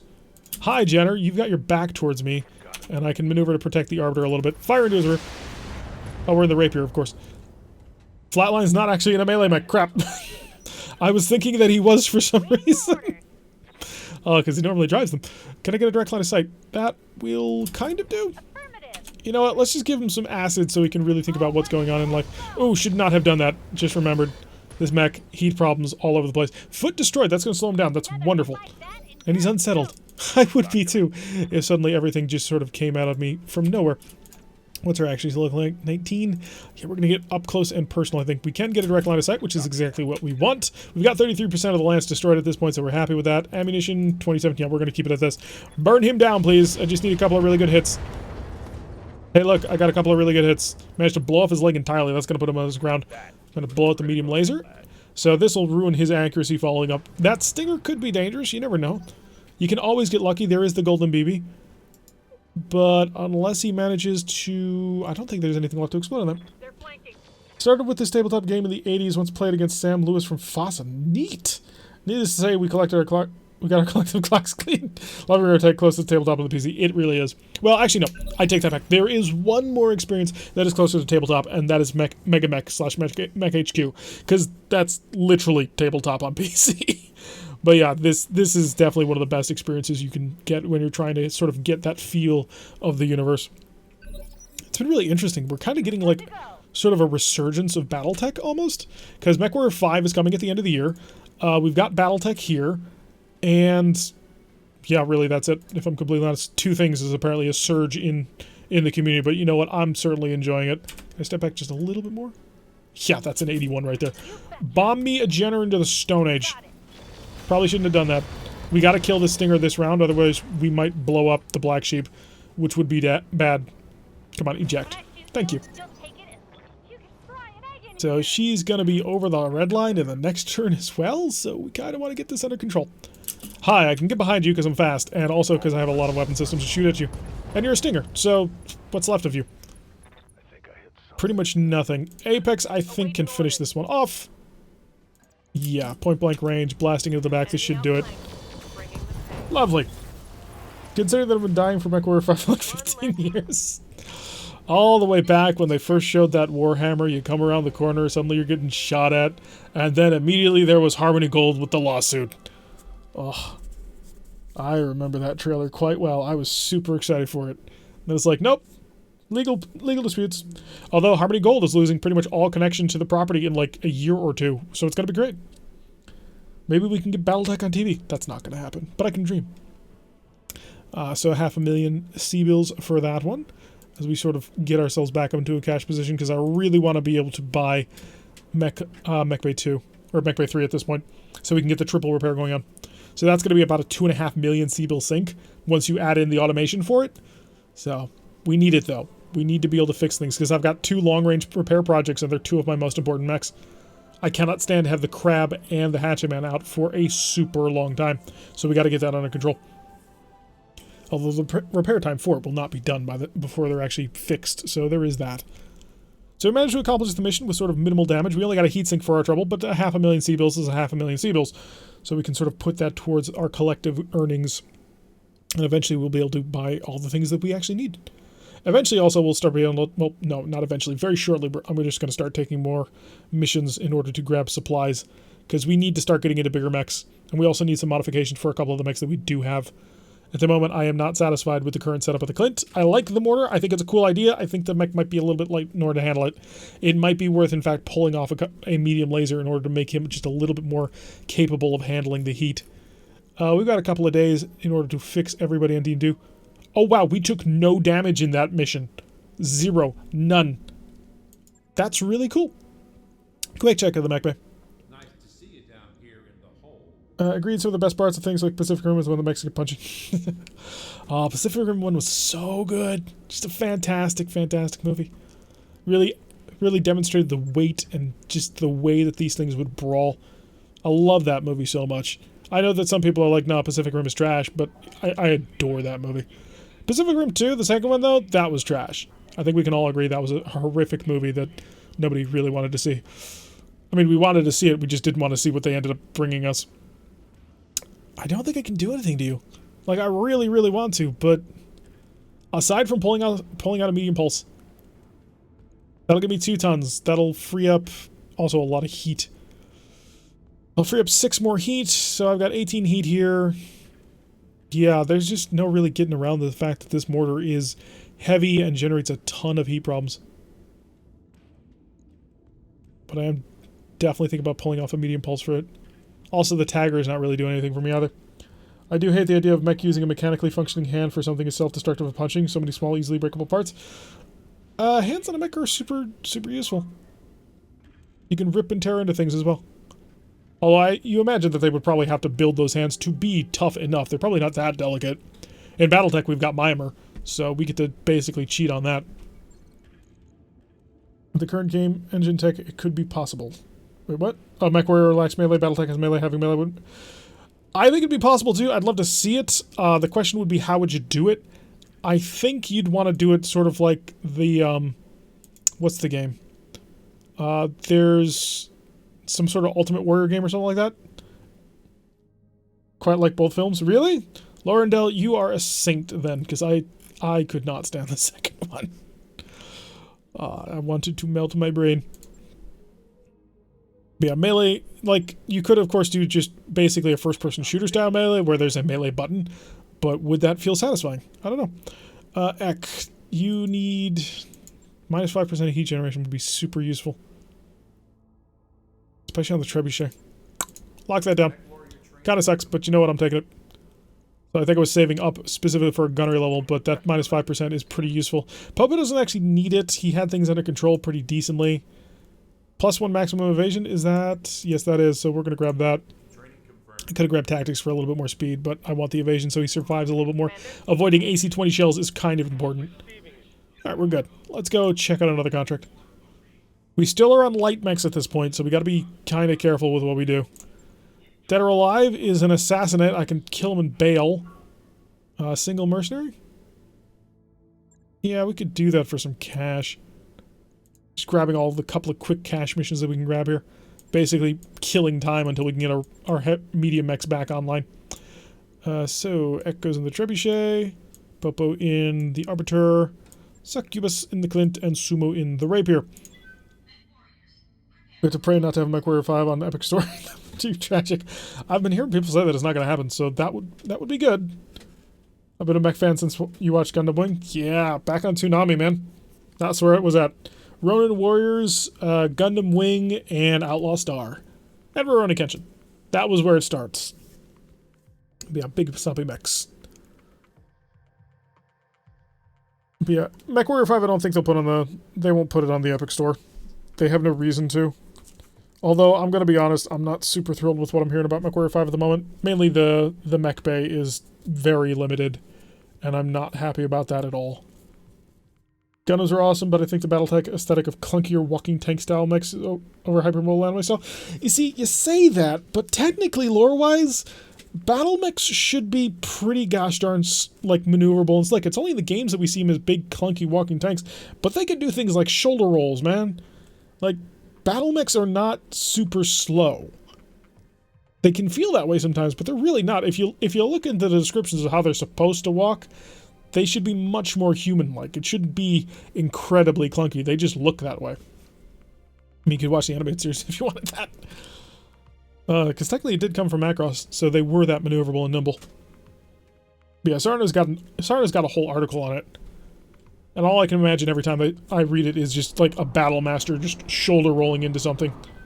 Early BattleTech was worth... Yes, it was. Oh, Macross was so good. I want actual lambs in this game, gosh darn it. Ones that I can use. What do we got? Reinforcements I don't care about, and the single mech warrior who will give me cash for murdering him. So let's go off in this direction. If there's reinforcements as well, we'll have to take care of that. Yeah. Sumo, Do you fool? he hears me. The rapier. I've put a guy who's called Sumo in a 35-ton mech. I think it was the MechWarrior 3 opening cutscene, mechs firing rockets mid-flight that got me. Yeah, the fireflies that come dropping down on the Thor. They jump off the roof to try and buy some time for the Lanslater because his leg's been damaged and he's limping into position. And the Thor just turns around and puts his PPC right into the head of one of the fireflies and blows it apart. On my way. And then the one chick, she's like screaming for help, and he comes around the corner and just launches all his missiles and blows the thing apart. It was a fantastic cutscene. Ready for orders. Oh, we don't have fireflies in BattleTech. We don't. We don't have fireflies in MechWarrior Online. That's the craziest thing to me. They were such a big deal to me when I was originally playing MechWarrior 3. Partially because of that cutscene. Right here. I used to write bad BattleTech fan fiction, and one of the pilots was a Firefly pilot. So it's always been kind of weird to me that it never got transferred into the game, because it always had a fairly decent model anyway. So it's not like it would need an excessive amount of work to sort of improve up to the level that a lot of the newer mechs are at. Alright, can we find this idiot? Can I kill him, please? Hey, we found this idiot. He's a fire starter. Because of course he's in a fire starter. It's always a bloody fire starter. Open fire with the lasers. Let's let him know that he's here. Oh, we managed to hit him. I think we tagged him. I remember being a kid and setting up bomb matches with me and Nova just running around the office striking fireflies in MechWarrior 3. Oh, I remember back during computer club in high school, I brought a MechWarrior 3 and put it on all the computers. And my trick, because everybody started using annihilators with like 4 Gauss rifles on it, my trick was to take an Owens with nothing but flamers and run around to the back of them and light them on fire and kill them that way. Because nobody would have heat sinks because it was all Gauss rifles, because Gauss rifles didn't generate any heat, so what was the point? It was lovely. 12 medium lasers is too much for a 20-tonner. Is it really? Let's ask that question and be honest. 30, you know what, I'll give him a little bit of acid. Maybe the Clint will back off. I mean, he's not going to, but I hit him with one, so he's been acidized. I wait your command. Keep the trebuchet moving. I've got to get a target on this guy. I've got to kill him, because we want to kill him and then leave. Missiles for your fire starter. Only taking 2 damage because he's so buff and protected on that one. Arbiter should have a decent shot on him next turn. Or, I'm sorry, Popo will have a shot on him next turn. So used to Apex being in the Arbiter. More Clints, because of course it's a gosh darn Clint. I hate Clints. I really hate Clints. They look ugly, although I am surprised that they're not in MechWarrior Online yet. You would have kind of figured that they would have done that. Firestarter backing off, lobbing a couple of medium lasers. Nothing too special. We don't really care. We'll be able to get on top of them. It won't be much of a problem. And a Stinger. Stinger 3G's got a pair of medium lasers. Bink. It does nothing with him. We are not impressed, little mech. To be fair, he's only a 20-tonner, so... Is it really his fault? But he's nothing if he's not a lamb, unfortunately. Run! Keep running forward. We want to keep the pressure going. Hi, guy. Hey, I can finally see you. And terrible accuracy. Listen, kill ammo. Go away. Hey, we got some hits. Oh, he's the plasma torch version.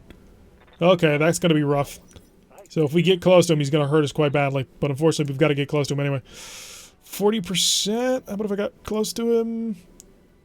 It's got to be 34s and 40%. So we got to keep here. Hi, more laser death rockets. Yep, open fire. See if we can't blow up that arm entirely. Okay, he's been haywired, so we've got that a little bit more under control. It'll slow him down, make him less capable of actually doing anything towards us. Also, we've tagged him multiple times at this point, so... How's the accuracy here? 25%? How about if I walked that? Because walking is a huge... 13% increase. Could go for the Stinger. Not interested. We got a lot more missiles this way. Maybe blow off his arm. Unsteady, lost his evasion. Succubus might be able to get some acid rounds on him. And that would be lovely. 50%. Nice, I like it. I'm gonna do that. Not you, but you! Here, have a gift. Acid rounds, plasma torque crit. Unfortunately, he passed his stability check, so he's not going to be falling over. So he will now move, and I assume he's going to charge the Arbiter. It's the closest thing to him. Or he could run away.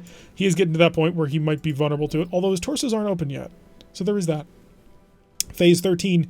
More movement going on down south. Can I get additional cash for killing you? This contract does not pay much, if I'm completely honest. We took it because I was hoping it would be easy, and to be fair, it is kind of easy. After we, hunt this guy down and murder him. Phase 11, the Firestarter is up. Let's see if he rocks and rolls. He's going to continue to hide like a little child. Come back here so I can kill you. You'll do here. That should be a decent shot. Oh, it's a beautiful shot. Blast away. And didn't blow off that arm. How is that arm still intact? I do not understand it. Do I have a not? Oh, I do have a shot right there. And it is in close range for most of my weapons. Lovely. Open them up. Do we cook? Yeah, we cook. There we go. Blowing off half the back. That's what we were looking for. Ultralight gyro is all. He's got 1 injury remaining. If we can knock him over, he's dead. Because he will die. Oh, and he is super over the line. So really, I just got to shell him once. Do you have shooting scoot? You do. Put a single shell into him. Give me a guided mortar, please. 22%. Send it. Got the hit. That's a knockdown. He's dead. Held together with hope and unicorn giggles? Yeah, not anymore. Pilot is gone. Mission accomplished. So now all we gotta do is get to the objective zone, which is behind the enemy mechs, which is a tad unfortunate. We'll hide behind here. Be it nice and safe. That cannot start turning to start engaging these mechs. Stinger and a Clint. We'll probably just bomb the Clint. Oh, that's good accuracy. That's less accuracy, but you know what? We're gonna bomb the Clint. Keep the missiles a-flying. Keep the pressure going. Managed to blow off patchwork material tier 2, which is unfortunate. That's half a ton we could have saved. If we could steal it. What are you? Raven. Ooh, you're dangerous. Well, not dangerous, but you have the potential to be. See what the enemy wants to do. He has now engaged a trebuchet who secretly is holding dead fire ammunition. I don't think he realized that was a secret, so he's actually moved away. That's unfortunate. I wanted to... Actually, no, I can get behind the Stinger without any problems now. We can just walk up behind him and blow him apart. This will be easy. The Raven, if he's got a large laser, that could be bait. But you know what? I think I'm going to take the bait. Because it seems perfect. Commander? Oh, it's just a perfect shot. How can you give up this shot? Stinger is actually fairly maneuverable on this one. So I'm going to go with acid rounds. Acid rounds are super useful. There we go. So he's been acided. He'll be more vulnerable to incoming fire. The Clint we can dive on. And we're actually going to do that with only walking. Not the greatest accuracy ever, but we can keep the pressure going. Ooh, some decent hits, penetrating hits on that one. Blew up another patchwork materials. Unfortunately, that doesn't cause the mech to suddenly tip over and fall because it's no longer balanced. But we're working with what we got here. Okay, we need to get the heat under control. So small laser off, ER medium laser, that one on, and burn the listen kill ammo on him. And there goes his arm. Shoulder destroyed. That didn't take out anything important in that arm, but how many patchwork materials do you have in that thing? Jeez. That's 3 patchwork materials we destroyed. It's probably just the one, and we'll just keep critting it. The Stinger was fast enough to move away before he got killed. Alright, that's unfortunate. Eck has a shot. Is it any good? It's not very good at all. If X sprints to get an unobstructed shot, it becomes much better. Hi, I've got a back shot on you, back shot on you. It's a 50% back shot on you. So I'm going to shut off the 2 medium lasers that are not particularly accurate, and maybe I can burn something down on you.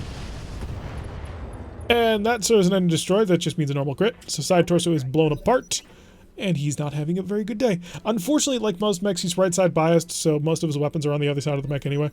So that's not super useful. He has lost the side of the mech that he doesn't care about losing. And he is going to come back over towards us. Open fire with a cannon. Managing to miss the Arbiter. Lucky for us. And Arbiter, unfortunately, we're going to have to basically... What are you? Urban Mech, R20. Are you a rocket version, or are you just the missile version? Do fusion cores explode AoE damage in tabletop? They do not. Fusion cores... Fusion just don't explode any... That was a Mech Assault thing. And, no, okay, to be fair, it was also in MechWarrior 4 and the cutscene for MechWarrior 3. But no, in tabletop, fusion cores do not go stackable. Managed to light fire all around him, haywired him a little bit more. Sumo should be able to finish him off here. Well, Sumo could give us a shot. No, Sumo will finish him off. Do I have a direct line of sight, please?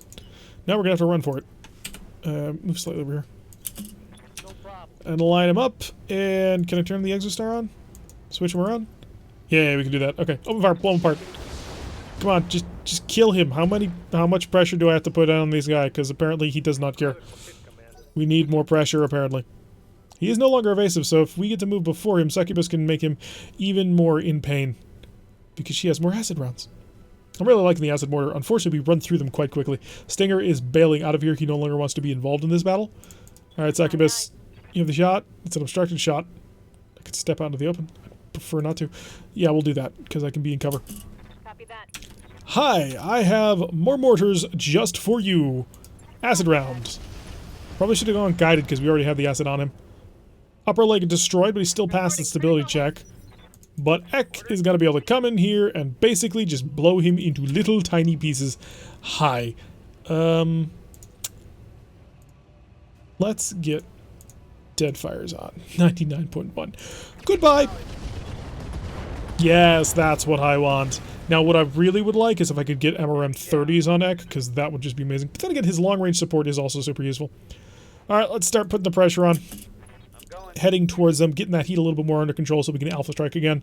I'd like to be able to blast away with all my lasers once more. Aeromech coming forward, opening fire with a couple of missiles and attack. It's a lot of missiles. Is that an MRM or rockets? That was rockets. Okay, so he's the twin chem. So an R20 Irby is the twin chemical small lasers and the rocket launchers. He had a chance to do something great, and he missed his opportunity. Let's go hunting. Zoom. Hello! Burn you down? Burn you down. Or I could miss most of my shots. I suppose that works too. What's up, Commander? Okay, we need to get on the move quickly, because fires in RogueTech, well, they go really fast. So if we don't get on the move very, very quickly, we're going to be engulfed by a firestorm. That's a very painful experience in terms of just heat management. And we have a couple of mechs that just cannot handle that kind of heat. Could burn him down. I'm not going to. We're going to go acid rounds. This will be our last 8 of them. And a lot of good hits on there. Unfortunately, not from the medium pulse laser. We are out of acid rounds. Everyone coming back today. Welcome to the stream, Raider. Glad you could join us. We've been streaming for about an hour and a half so far. Hectic and scary day. Hope you're okay. With any luck, you're not dying or anything like that, because that would be terrible. We're gonna... Ooh, honestly, both of them are great targets here. Because they're both pathetic. They're both super weak, but... Yeah, I kill the Stinger. I'm not worried about the chemicals that he can put up, but the Stinger can move very quickly. So the twin chemical small lasers, I don't care. Only the Raven really is a danger at this point, and he has arrived. He's a 2x large laser. Yep. A 2x with the large laser. Trebuchet is going to have to focus on him entirely. We'll get Ek down there so he can blow things up. By the way, for those of you who don't know, and I didn't know this when I first started, Ek is apparently a one of the developers. He's actually on the RogueTech Discord too. So if he watches any of these videos, and I kind of doubt it. Hi, Ek! Your base game is fantastic. Just a few tweaks have made it even better. You should feel proud. Which, no doubt, he does. Yeah, I've got easy shots in the back of the Aeromech. We are on fire! This is not good. We will shut off 2 ER lasers to keep the temperature down. That's going to severely negatively affect how much damage we can actually do to this guy. Yes, Commander. Succubus can get a shot. Only on him. I think we just guided mortar him. Confirmed. Hi, medium pulse plus a guided mortar? No, just the guided mortar, I think. So turn that on. Medium pulse to off. 5 damage, 4 damage, 7 damage with the guided. Also, you know, the most accurate. So yeah, bomb him. Copy that. He does have the cover and a little bit of protection from that, but a little bit of pressure never hurt anybody. You know that's not true. The entire goal is to hurt him a lot. Can I pop him behind this Aeromech? Not quite. Oh, is that it? No, that's not it. But we will run through the fire, because through the fire and the flames and all that, and hit him with some listen kill ammo. Hunting for crits, did not find them. And Ek. Ek has a whole battle of his own to start working with. Ooh, don't have a good angle. Oh, there we go. Dead fire is down onto him. Yeah, this ought to work great. Medium lasers on. Let's go burn him down. Alpha strike. Oh, we hit him with all the lasers. And pretty much all of the missiles as well. I just need to remind myself to go a little slower. Oh, wow. Yeah. Guided mortar shell? Probably like real-life guided artillery shells. Either fin stabilized or a off-center weight to sort of drag it over. So think the way that the Apollo sort of flew through the air. Same concept there. Ooh, chemical lasers! They hurt so bad! What am I gonna do? Okay, so we've got that under control. Unfortunately, the Raven is now facing away from me. You know what? It's time! Oh, I was hoping to be able to jump on top of him. We weren't going to death from above, but my plan had been to get in front of him so I could attack this incredibly weak CT. That's not going to work. We're going to keep the temperature shield for now. Keep the pressure on, so he is no longer able to control things. Standing by. We're basically here for the long run at this point. Oh, and we do have a shot over here. Lovely. The mortar will be a 56, but I got 99, so mortar off, medium pulses to on. We're going to torch this guy down. Or at least try to, anyway. Whole bunch of pulse shots, all of them hitting. Doing a pretty decent amount of damage to strip him. Watch my heat level. Curious, apparently my knowledge is present military tech. Yeah, look up Excalibur rounds if you really want to have some fun with military tech. Yeah, I've got you now, because I didn't walk through fire and flames this time. Alpha strike, goodbye. Boom. Okay, he's not dead. He's just lost everything except the CT and a leg, so he's literally a stick. And he's on the ground on his back. He has 2 or 3 injuries left. There's nothing left of this mech. I'm your spaniel. Step on it, I guess. We'll use this to cool down, because we do need to chill out a bit. Hey, are you gonna eject, man? There's literally nothing left in your mech. Just give up. It'll be safer on everybody. Ooh, feisty. Blasting us with a couple of less. And he's gotta stand up. He does not give up, for he is the primitive Irby. He's out of rockets, he's out of cannons, and he's not fast enough to do anything anyway. Popo! Do I have a straight-on shot? I do. Lovely. ER medium lasers to on. Hi, you have no armor. And now you're dead. You also have nothing except for your CT anymore. He's panicked, and at critical levels, no less. I do not dare cook this mech, because this mech does not have any heat control. So I'm actually going to walk away from there. Can I fire this? I cannot. So we're just going to chill. Brace for the round. It's all good. We're nice and safe. Something I can do. Yeah, I guess we're going to kill an urban mech. I mean, there's nothing left of it, but yeah, give it a shot. Lasers to off just to keep the temperature under control. There we go. Leg and a head right there. Hostile removed. Alright, so all we need to do now is turn Eck around to bombard the crap out of the Raven if he can get a line of sight on it, which... Oh, gotta turn these to standard so that it actually works now. There we go. Yeah, that'll be a shot. 74% chance, we'll take it. Lob the missiles! Indirect fire for the win, just like Bullet Highlands. Alright, so we've managed to knock out the entire group. We didn't take too much damage in that one. It's not a lot of cash, but it's something to work with. Because we need to build up enough money so that we can actually get Mech Bay 3. That is my plan. Because Mech Bay 3 will help us get our 2 horrifically badly damaged mechs back in time. Because I do need them soon. They're very important to me. They actually allow me to do cool stuff. Like take higher level missions. This Lance is not exactly 2 skull rated, I would say. One of the mechs barely functions, and that's the Clint, by the way. The other ones are not terrible, but I would like a little bit more of a heavy hitter. Yeah, 344,000. A little bit of damage on everybody, right? Yeah. Nothing too bad. Should be fixed up relatively quickly. Got an AC-10 out of it, so there's that. Managed to steal something off of Clint, so not the worst thing in the world. Although, I could... I was about to say I could throw it on the Clint, but no, because the mortar is 8 tons instead of the 12 that AC-10 is.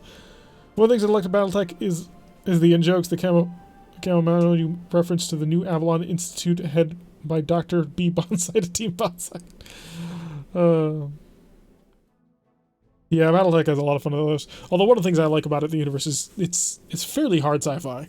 Like, there's a couple of hand-wavy things, like Mimer and the structure of mechs is absolute bull if you look into the science of it, but they try and keep it pretty accurate, which is a lot of fun. Although that's also one of the reasons why it'll never get turned into like a television series like The Advance, or not The Advance, like The Expanse. There's just too much CGI to have to worry about. Like, The Expanse can get away with doing, like, human stories and interior of spaceships and stuff. If you were to try and do Battletech, you'd have to do big stompy mechs, and that is not easy to do on a cheap budget. We have not reached a point where we can make that look good. Or at least make that look good for cheap. 3 days on the Trebuchet, 1 day on the Clint and the Arbiter. We should be ready to go in a couple of days, so we're fine. They developed some extremely primitive Mimer. Oh, have they? That's not going to solve the structure problem that mechs have. Just in terms of how heavy they would be. Are we good on pilots? I didn't actually pay attention close enough. Could be a political intrigue show? It could be, but without the big stompy mechs, that would be really kind of disappointing. Because I do want big stompy mechs. They are cool. I enjoy having them, blowing things up into little tiny pieces. Although 2 of my mechs right now are placeholders, which is a little irritating. Alright, so we've got... Do we have the 4 pilots? I need to double check that. Requires way too much electricity to be viable. Well, we've got pocket fusion cores, so there's that. The Succession Wars could be a great Game of Thrones replacement. Again, we run into the problem of how much money do you have to make extremely CGI-intensive mech battles. Because you'd have to make those look good. Like, it's too much of an important part of the franchise to not make amazingly. Ooh, we're close. We are getting close. Burden of proof is an ambush convoy. I can't take that without a melee mech. Destroy base. Oh, they all pay out so terribly. They have good salvage, which normally is the way that I would go, but both of these require my melee mech. I can't do those missions without it. And all three of the top level missions right now are ambush convoys. I don't want to leave because I want to get enough cash in order to start working on Mech Bay 2. We don't want RoboJock again. Oh, come on. RoboJock is amazing. How can you say such a thing? Alright, we're going to take the A-team on this one, and we're going to go try blowing up a base. We don't really have a lot of, like, anti-tank firepower, or anti-turret firepower, I suppose. But we'll make it work. We'll try. Get everybody together. Rock and roll. We got to make more money. I need about 4.5 million C-bills, and then I can leave and go build Mech Bay 3. Because that'll give me enough cash to survive by the end of the month. It'll let us get to a new planet, and we'll be happy. I'd be happy with an animated series a la Exo Squad. I'm not familiar with Exo Squad. Is that the Starship Troopers one? But yeah, I suppose animated would be fine. Although you'd have to... All I can think back to is Dragon Prince and Knights of Sidonia. Dragon Prince, which just was filmed at way too low of a frame rate and looks choppy and terrible. And Knights of Sidonia also looks pretty terrible, just because of the 3D animation style that they're doing. So they'd have to do it well. And that can be difficult to do. But yeah, I wouldn't mind an animated Battletech series. Although the odds of getting an animated Battletech series greenlit would be slim to none, let's be honest with ourselves. Because you'd have to do it, it would be adult animation. And that historically does not do well in the United States and the rest of the Western world. As much as we may enjoy anime, it is not mainstream. Although Netflix has been greenlighting a lot of animes. So maybe if we got a good enough writer. That would be an interesting thing to see. Apparently they're making a Star Trek animated series again. And apparently some of the rumors coming around for it, and I learned about this because a couple of people posted in the Discord, it's going to be teenagers who find a derelict starship and go on adventures. Which, that could be good. Exo Squad was a 90s cartoon with powered exoskeletons where humans fought a genetically engineered slave species rebellion. Super great storyline. Yeah, that sounds really interesting. I'm gonna have to look it up.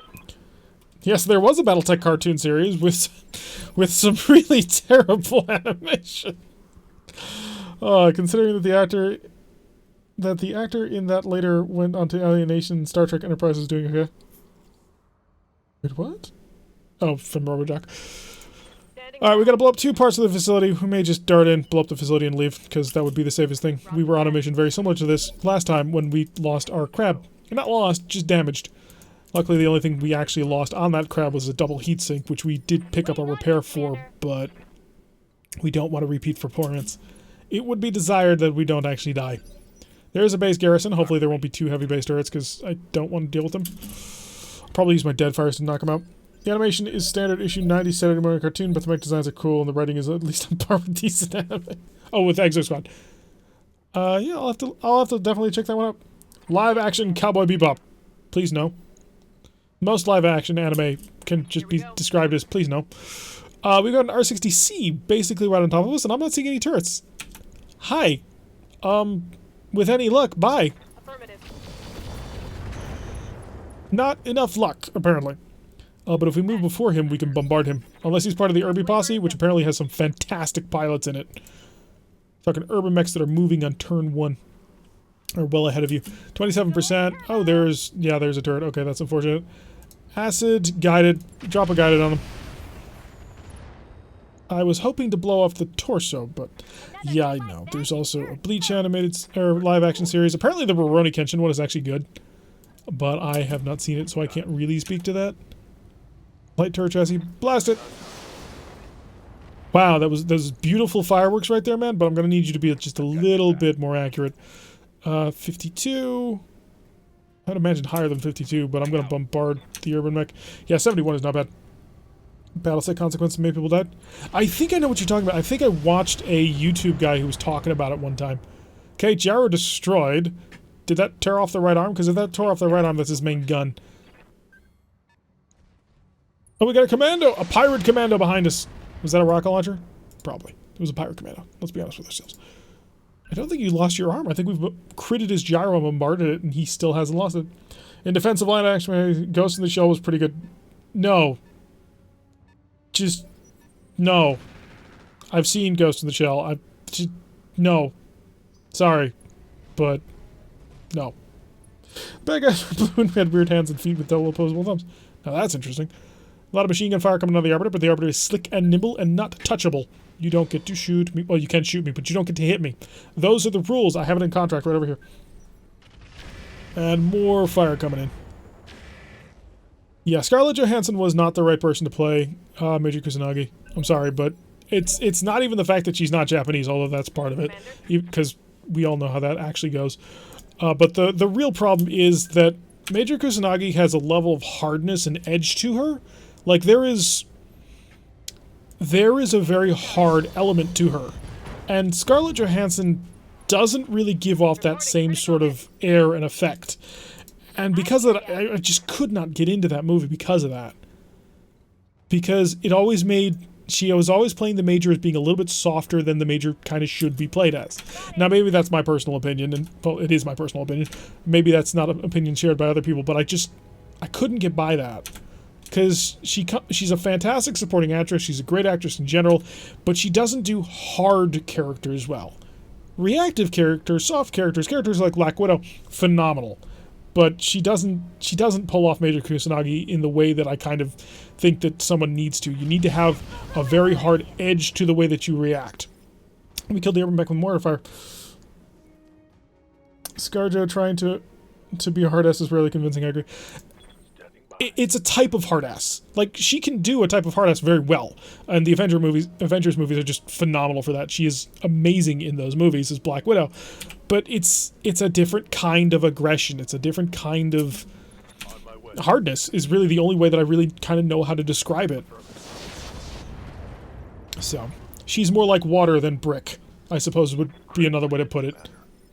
But I can't really put my finger on it. But when she was announced as an acting choice, it was like, I like Scarlett Johansson as an actress. I think she does a good job in a lot of movies. I just did not think it was a good fit for Major Kusanagi. But hey, if people enjoyed it, then that's great. I mean, I'm super happy that people would actually enjoy the movie, because I enjoy it when people enjoy things. Let's give this turret a little bit of love. Lovely. You just knock them out from maximum range. It's beautiful. Target destroyed. Now Michelle Forbes, for hard-ass, case in point, heart. She's too old to play Major Kusanagi, but she did have that great hard-ass to her. It was great. Although I'm not really a fan of the new the reboot of Battlestar Galactica, but scenes of that show are really good. Like what you're saying, Black Widow in the MCU is a badass in RS. Yeah, that'd be a good way to put it. Yeah, definitely. So a little bit of light fire coming in for the rapier, and we're going to be able to get around that without too much trouble. Lovely. Yeah, the Avengers movies were pretty phenomenal. I still need to see the most recent one. I haven't been able to get time in my schedule. Like, I already know what happened. I've been spoiled on it, but still. I want to see it, because it's all about the execution. Speaking of executions, he's not actually dead. Okay, never mind. That segue did not work, unfortunately. Just like your leg. Ha! Okay, so we got the Black Sheep. She's going to be in... Same to you, too, Rogue, at the moment. Yeah, money and time. Time and money.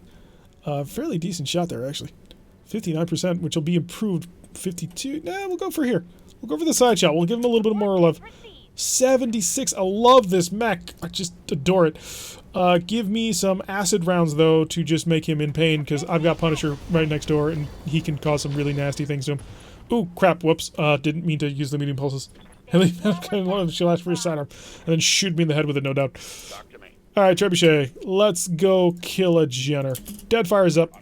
It's time to mix the ammo a bit. Hi. This one I'm highly confident in the buy part. And I'm wrong again. Jeez, I'm not having a good luck here with actually taking people out. I'm just knocking out their legs. Breaking legs here, but not torsos. We're here for the cash, man. We ain't saving nothing. Move around to you. I will not step on you, but I will shoot you in the leg, because I think that'll kill you. Blasted. I don't think he got a single hit on that leg. But he did eject, so we got the garrison for a little bit of extra cash. Oh, you did die. Okay, did you bail or what? Noticed that one. So we're taking out the entirety of the support group. We're going to knock out the turrets for a little bit more cash because they generally do pay you a little bit for taking out the turrets. It's like a 10 or 20% increase. Hi, I can see you. Your buddy can't, so if I had managed to hit every single shot, I would have killed you, but unfortunately I missed too many of my blasts. Let's go take this out though with a mortar. Turn the tagger off. Tagger off. That does not keep us under temperature, but you know what? We'll burn for a round. That's fine. Okay, now the turret down. We'll shut the black sheep off so she doesn't kill herself. Because this mech is... I can't help but imagine our current Clint as being an extremely rickety thing. It just feels like it's not as well designed as everything else, which, to be fair, it's kind of not. Blast it. Now have our artillery turns today, fortunate for us. Oh god, that mortar. That mortar was just blowing up its own base more than it blew up us. We were very lucky on that we only lost a heavy PPC in that fight. Alright, we got a facility. Do we cook? We don't need to cook. Well, we might need to cook, actually. Burn it down. We only gotta blow up 2 buildings anyway. It's not a big deal. And we can knock out a 200 health one in one shot. This trebuchet is doing most of the heavy lifting for us. We need to give it even more love. There's more things we must do to modify it. Specifically, give it a couple of MRM-30s and really go to town. Okay, Arbiter, get up here so you can see a building. Affirmative. Oh, there's still a turret out here. Hang on a sec. If we blow that up, it'll cancel it for us, so we gotta go kill this turret first. Flatline, you also need a turn to chill out anyway. Oh, you can... no, that's the building. On my way. I'm gonna kill every single one of these turrets first. Of vessels contraptions you pilot, which one can take the most missiles without dying? The 14B, Gorn Heavy Cruiser, the ROM. Well, the ROM got almost annihilated in one of them. Do you guys remember way back before it got its name? It had just like an absurd amount of hits on it. The mech was in pieces and got out because it had been blasted by missiles. How can I help? Just got showered by, not you, not you, not you, but you. Turn this off, turn this off, turn this off. Good, temperature under control. Dead fires, yeah, that'll be good enough. Trash bucket MVP, man, you need some better. We do, but we are still kind of in the early game at this point. Target destroyed. The F-14B can take 1, the Gorn Heavy Cruiser 2, the ROM. Yeah, the ROM, yes, the ROM is very special to us. Okay, I think we took out all the turrets at this point. 1, 2, 3, 4, yeah, this should be it. Okay, let's flatten the building. Got a 100 health one out here? You don't. Okay, let's go for the impressive one that'll fall, because it's big. Oh no, you're not the impressive one that'll fall. Oh well, we're okay with that. Black Sheep! Waiting for orders. Yeah, just start. Let's not commit war crimes here. We'll just use guided munitions. Delivery. I don't feel like burning people to death with acid. It doesn't seem to be sporting. Alrighty, assuming Ray can come and pick us up, we'll be fine. All is good in the world, clearly. So we'll be able to get moving, get safe, and most of the mechs didn't take too much damage. I mean, we took a couple of hits, but nothing too terrible. So we should have repairs going quickly as we keep sort of blitzing our way through the low-level missions here. To be fair, starships and Starfleet Command 2 have way higher yield than Battletech SRM. Yeah, they do. They do 24 damage, and an SRM does 2 damage, I think, per missile. So there's a bit of a difference there. Also, you know, one is on a starship scale and one is on a battle mech scale. 788, that was not bad. That was much better than I kind of thought that it would be. So that'll put us at 4 million seabeals. I need a little bit more, and then I'll feel really confident and safe going into traveling. Although, I think I'm at a point now where I can take Mech Bay 3. Because it's 2.25 million, we're at 4. That'll leave us with 1.75 million seabeals, right? 2, yeah, that'll work. Damage units? Wait, what? Yes, damage units for the amount of damage we deal. Although Gorn Heavy Cruiser taking 240 damage from missiles, maybe? Once you penetrate that armor, you start having some real problems. I'm not actually sure that a Gorn Heavy Cruiser would be able to take 10 Type 4 missiles. That would be an interesting thing to test, but I'm kind of thinking it wouldn't be able to do it. I mean, against the hull. Are we talking active defenses in mind here? Because if so, then yeah, it can handle that without any problem. But if we're just talking about taking hits on the hull, I don't know if a Gorn Heavy Cruiser would be able to take 10 or 12 Type 4 missiles. Because that's a lot. That's 240 damage. That's huge. Wasn't it the Thunderbolt or something in MechWarrior 4 that was a missile launcher that just shot 1 big missile? Yep, that's Thunderbolts. Thunderbolts are 1 big missile. Swarm's missiles are Swarm LRMs. Shields plus hull? Still maybe. Honestly, that's... Missiles are incredibly powerful once they start hitting things. So I would say almost even more powerful than plasma torpedoes. Okay, we're a day away from having mechs back ready to go for another... Your actions against our interests are earning a powerful enemy. Like I care. Okay, we're at 4 million. We need... Yeah, we can do this. Okay, so engineering, ship upgrades. Let's go get Mech Bay 3 on the dock. So this will take 18 days. It'll take 2.25 million C-bills. We're at 1.8, so we're good on that. I still kind of want to take a couple more missions for cash just to sort of sort things out. But we are starting to run out of decent cash payout missions. You are... Oh, everybody's exhausted except for Sumo. Sumo is ready to rock and roll. Guts for overheat threshold? No. Piloting, max evasion, call chop bonus, piloting. Training complete. Make sure he can actually hit his targets when he actually wants to. Okay. We need to spend a couple more days waiting around. At least one more. That's the A-team. Okay, so 7 days until the end of the month. We really are kind of running out of things to do here. I mean, the missions kind of suck. Let's be honest. They're on a low level that doesn't really allow us to grow and expand. They don't pay out a whole heck of a lot. And the missions that are at the level that we would want to take are all ambush convoys, which we can't do without a melee mech. Do we move on? Do we move on now? I think we gotta get a little bit more money. I want about 2 million C-bills, but I'm at 2 million C-bills. Cease and desist, maybe? Laboratory setup, destroy base. I think we wanted to get cash and leave at the end of the last week.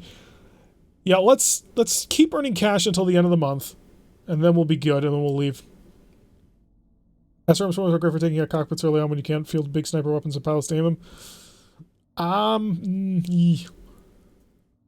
Depends on how you make the call shot. We're gonna earn a little bit more cash here. We're gonna keep building up our cash reserves a bit so that we can move on safely to a planet that's going to be a little bit more difficult, because hopefully by that point, the trip, we will be in decent stuff. Or at least we will have our mechs back. But I'm really honest about it. We cannot take the ambush convoy missions at that level without good melee mechs. 1-1 skull mission? Yeah, we're close to it. We just want to burn through them. So we're going to try and knock out every single mission left here, or at least the low-level missions for a little bit of cash. We're going to see how many we can get in before the end of the week, which is the end of the month. And if we can manage to get ourselves up to a decent amount of cash, then we can travel nice and safely. I mean, you got to luck into the headshots, but you luck into them more often by sheer volume. Yeah, that is true. So if you're really going for that, then you want MRMs. Pack a big old MRM 40 on your shoulder. No, you got a lot of shooting. It's only a 1% chance to hit the head or something like that, though. And oftentimes we're maneuvering in order to get side shots anyway, so that reduces it even more. But if you take the called shot, if you can get an accurate called shot, and that's the hard part, because called shot, the negatives on that are just huge. Oh, you're talking about vanilla? Yeah, unfortunately. MRMs are amazing. They make the game so much more interesting. I adore MRMs as a weapon system. It really pains me right now that AMS just butchers MRMs in the in MechWarrior Online. I built a stalker that was packed to the gills with them. It's amazing mech. But yeah, so I'm a big fan of MRMs. I've only ever found one launcher of one MRM 30 launcher, and I put that into a Shadowhawk. And that MRM launcher with the improved ammo and the increased damage targeting computer just butchers things. Just goes around. It can knock out heavy turrets in one round of shooting. It's an amazing weapon system.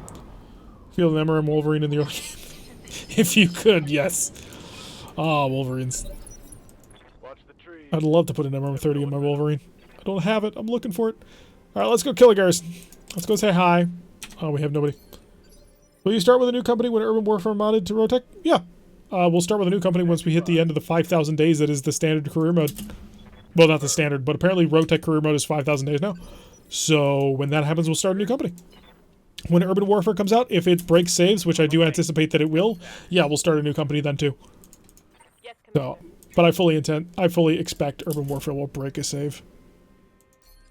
It's too big an upgrade for it to not do, but maybe it won't. Maybe some black magic wizardry will occur and we'll be able to keep going with the companies we've got. You never quite know. on my way. Wolverine struggled so bad with just one missile arc pointed at him. Well, the Wolverine we got had 2, so there is that going for us. So we've had a fire truck, and a flea, a stinger, and a galleon. So the galleon is actually the most dangerous. Well, no, the fire truck honestly really is the most dangerous thing, because the fire truck has so many status effect weapons. It's painful. Popo. And we're gonna run up here. Yeah, running was probably the wrong idea because we do it. Well, no, the running was the great idea. Blast away, rockets included. Oh, we're so close to killing it. I want to kill this fire truck before it can do anything. I hate fire trucks. They deal so much damage. Not in range, am I? Sprint! Get into range. Yeah, that is a direct line of sight. Good. I'm actually in range of the turrets from here with the mortar. Not you, but you. Oh, his turret. That's what we've been hitting. Do I go guided? I go guided. Copy that. Get that accuracy up. Kill? No. Taking a critical hit. It's still not dead. We've just had to put an entire lance worth of mechs into a gosh darn fire truck. Not you, but you. 84% chance. Burn him down. This should work out.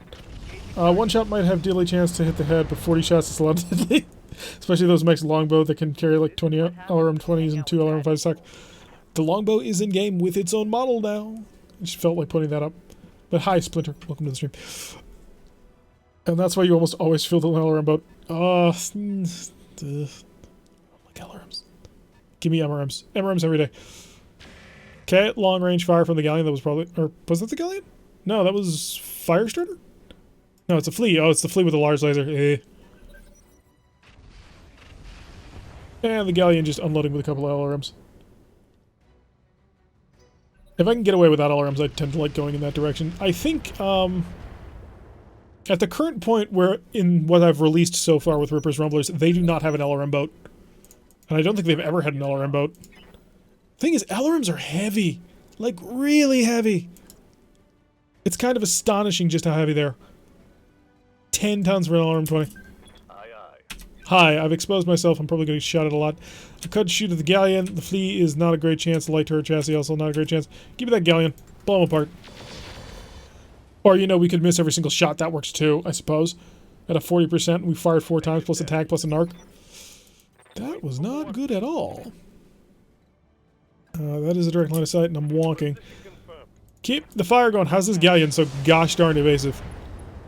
Okay, we've managed to blow apart part of his armor with a single SRM.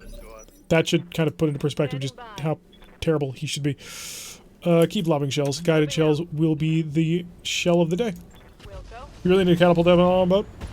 There we go. Oh, I love the mortar. Or a Mad Cat. Mad Cats are not LRM boats. If you build them into LRM boats, you're doing it wrong. The LRMs are just to have something for them to shoot while they try and get closer. So the vehicles are out of the commission. I would like the flea. Oh, have a good eye here, Sean. Give me a vulture. I love the vulture. Such a cool looking mech. I think I hit something good. Also has one of the better opening scenes. The vulture in the MechWarrior 4 intro is a little bit derpy in terms of the structure, but the thing I really liked about it was it introduced the chin turret on a vulture, and that is really cool. I think it's Revenant in the in MechWarrior Online, which is the hero vulture that has that chin turret. It just looks so cool. It doesn't actually turn as a turret, because that would just be too much awesomeness to have. But if you could, like, link that, that would be so cool. Because you'd hook that up to, like, Track IR or something, so you turn your head and you look to the side, and the chin turret turns with you. That would be too cool. That's what I want in my Battletech games. Lots of fire coming in. Blinking off our armor. Doing an okay job. So we are holding fairly firm. Back up to us. Popo! Hi, little flea. Flea. A harmless little flea. Oh, put that flea in a box. Put that box in a box. What are you? Ooh, reinforced shredder with lots of SRMs. He's got a big pinpoint target, though. Kill him. Haywired, and there goes the mech. It took a moment for him to realize just how dead he was. The Vulture Chin Turret MechWarrior 4 is the one true Vulture. I do not accept others. It's a Vulture Mark III, I believe? But yeah, it is awesome. It's definitely one of the better improvements that have occurred in the lore. Succubus, do you think you can shell the crap out of a turret and just kill it in one round of shooting? I mean, I kind of doubt it, but hey, you got 60-something damage. Ooh, fairly decent accuracy. Ekka's gonna have to come in to clean it up, but that was not a bad attempt at all. As our sort of fire support boat's moving in the back. He is a fire starter. Oh no, he's a stinger, so I carry even less. Lob the missiles. So I'll take out the reinforced red turret, and he's gone. Lovely, lovely. 75% of the garrison destroyed. Okay, so the only thing we've got left is that fire, is that stinger. Are you gonna get involved in the fight, man? I mean, I know that you love to fly, but you've got a pair of medium lasers. Which, granted, will hurt, but not that much. Light damage. Holding firm. And sense a lot going down to the Arbiter, which is not good, because he's about to get shelled by missiles. Lots of missiles. We got to get on top of these and start blowing them apart. Luckily for us, they shouldn't be all that well defended. Ow, 12 damage missiles? What? I'm under heavy fire. What are you, sir? Because you've got to die now. Sprint. On my way. Double time. Oh man, remember the decision at Thunder when the Stingers and the Wasps were even a little relevant? You mean Stingers and Wasps were ever relevant? What is this craziness? Fire away, kill a turret. Oh, come on, girl. I was about to say girl. He's not a girl. That's Apex, who is obviously clearly the superior driver. Sprint into range, please. As fast as we can go. It is slow. Yeah, so slow. It's kind of unfunny, if I'm completely honest about it. So we're gonna do this because maybe we won't waste all. Oh no, he doesn't have multi-target. Never mind. Just keep blinking the turret. Miss. Succubus, try and blow up that turret because that deals 12 damage. Oh boy!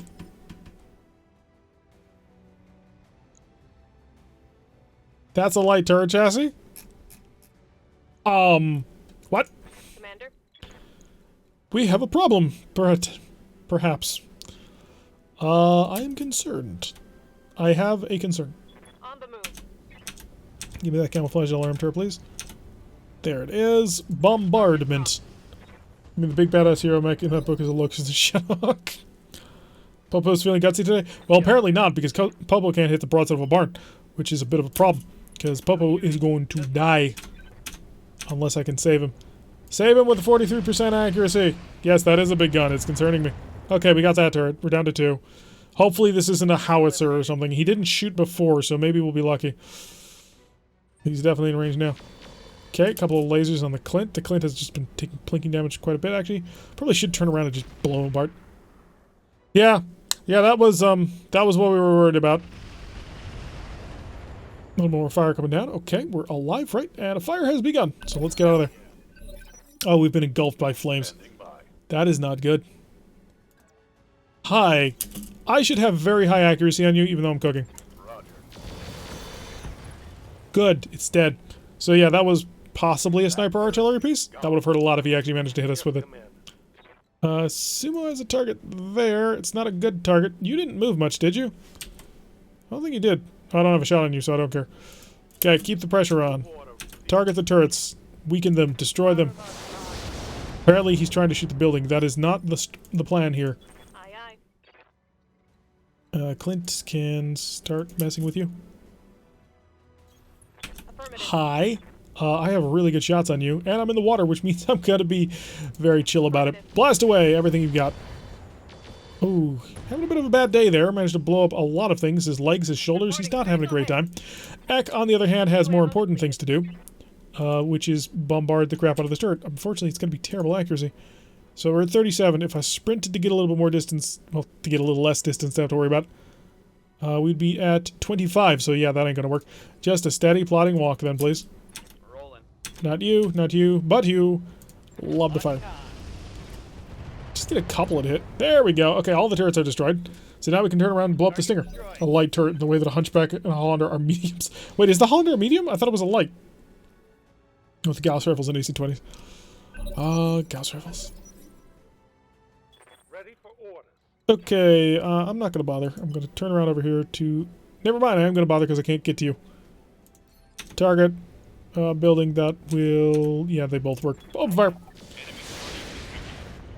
And is it dead? It's dead. Okay, so that's one of them. We just got to kill one more target on this garrison, and we've got it all handled. Honor might be a light, I just know it's a gun with legs. Yes, indeed. Until Borderlands stole the concept. Alright, let's come around here. And blow this apart. Whole bunch of lasers. Didn't kill him. It'll give us another round. Succubus, go keep trying to murder him because you should be able to do a fairly good job. We have acid mortars, which will do 8 damage, or airburst mortars, which will do less than that. So, acid mortar. Enjoy. For an alpha strike. Just for you. Really good accuracy. Blew out a leg. If he's still alive, he's in a lot of trouble. On your back, please. Thank you. Oh, we got a head hit on that one, too. So we are cooking a little bit. This mech has problems even in water. They will be done. Yeah, we can just bombard him. 74% accuracy. We didn't even use the dead fires on this one. How sad is that? Firing. And that's the entirety of the garrison. All we gotta do is blow up one more... Oh, 2 more buildings, actually. Popo! Go kill the weakened building. Affirmative. Bazap. Okay, that's downed. He does get to move. Brought it down, Commander. So we'll move slightly to the side. You cannot see anything! Cooking. Hey, Shutdown override successful. Lovely. Sumo! Sumo is not as cool as Popo. This is a fact. The mech is on fire! Okay. I mean, it's gotta be fine. Did that blow up the building? my heat sinks can't vent fast enough. Not quite. Succubus. I know it's kind of war crimes, but just give it some love. Target confirmed. Boom. Alright, so the buildings have been taken out. We have taken out all of the turrets, and we have taken out all of the... I can't call it infantry, but ground units. Yes, they're 35 tons, so they are lights. How did you cram a Gauss rifle into a 35... Wait, isn't it a large... Does it have a large laser, not a Gauss rifle? I don't know. It's been a while. Gonna have to look into it.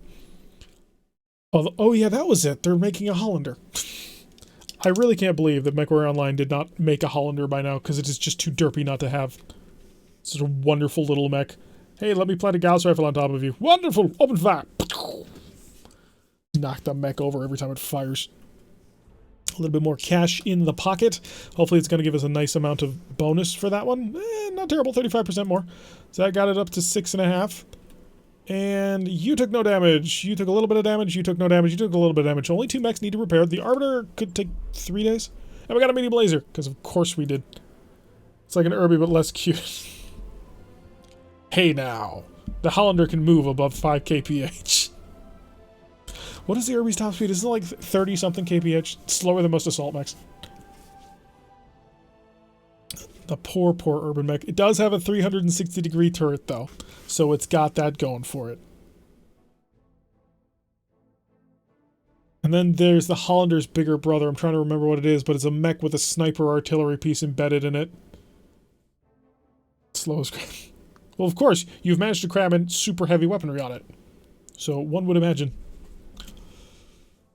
Urban mechs are actually reasonably solid mechs if you can build them in the right way. The trick is you just gotta change everything about them. It's that 060 fusion core that just kills it.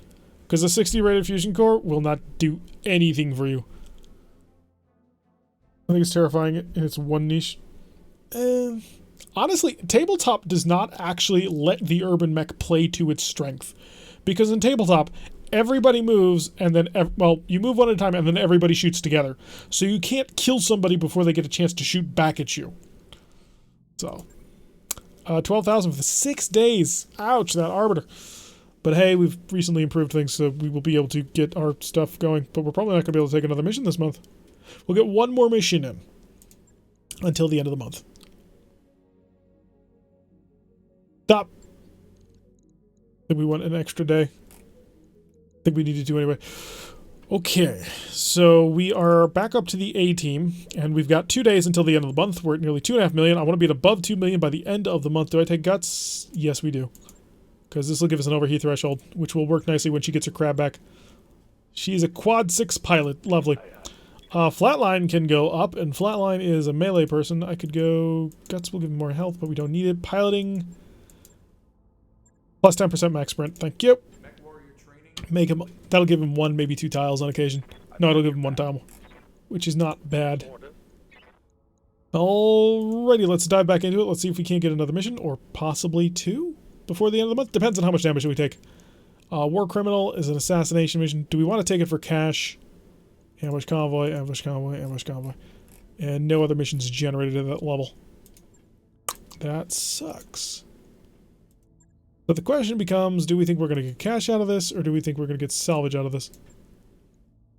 We'll take War Criminal for the fire starter, and we're going to take it for salvage. Oh, not going to make that money to keep us over 2 million C-bills at the end of the month. But I think I can make more than 250,000 out of just selling salvage. Apex, getting your Arbiter. Black Sheep, you're driving a Clint right now. Punisher in the Trebuchet. And Flatline in a Rapier. If you're light enough that an Atlas can punch you into the sunset and slow enough that an Atlas can actually catch you to do so, Nah. No, not at all. Light mechs are terrifying. If you don't believe me, play against the clans in RogueTech. Start getting mobbed by whites and locust C2s. It's just clanner locusts with their large lasers and their small pulse lasers as they get in behind you, sprinting at maximum speed. The whites jumping all over the place with large pulse lasers. Fighting the clans in RogueTech is terrifying. Why do you think I always head Galactic South? Because I fought the clans in the first RogueTech run, and that was a terrifying experience. Piranhas? Nah, piranhas are nothing. Although now, actually, 12 machine guns. That's going to be a lot of fun when it comes to headshot and criticals. There is actually there's a Clan Tech Jenner in this game that is like just all LMGs. And the only reason that it exists is try and headshot you. And because it's LMGs, it can just shoot them from just ridiculously far ranges. That thing is annoying. Because if you don't have enough firepower to kill it quick, it's going to just headcap everybody. Well, piranhas, I didn't run into many of them, so they didn't feel quite as bad. Alrighty. So, an assassinate mission ain't going to pay much. It's going to pay mostly for the drop cost, but it's the 3 of 13 salvage, which I assume I can make over $250,000 just out of salvage alone. Maybe not, but I kind of feel that that would be the case. So we're actually going to be taking this one for salvage, so we do actually want to save people.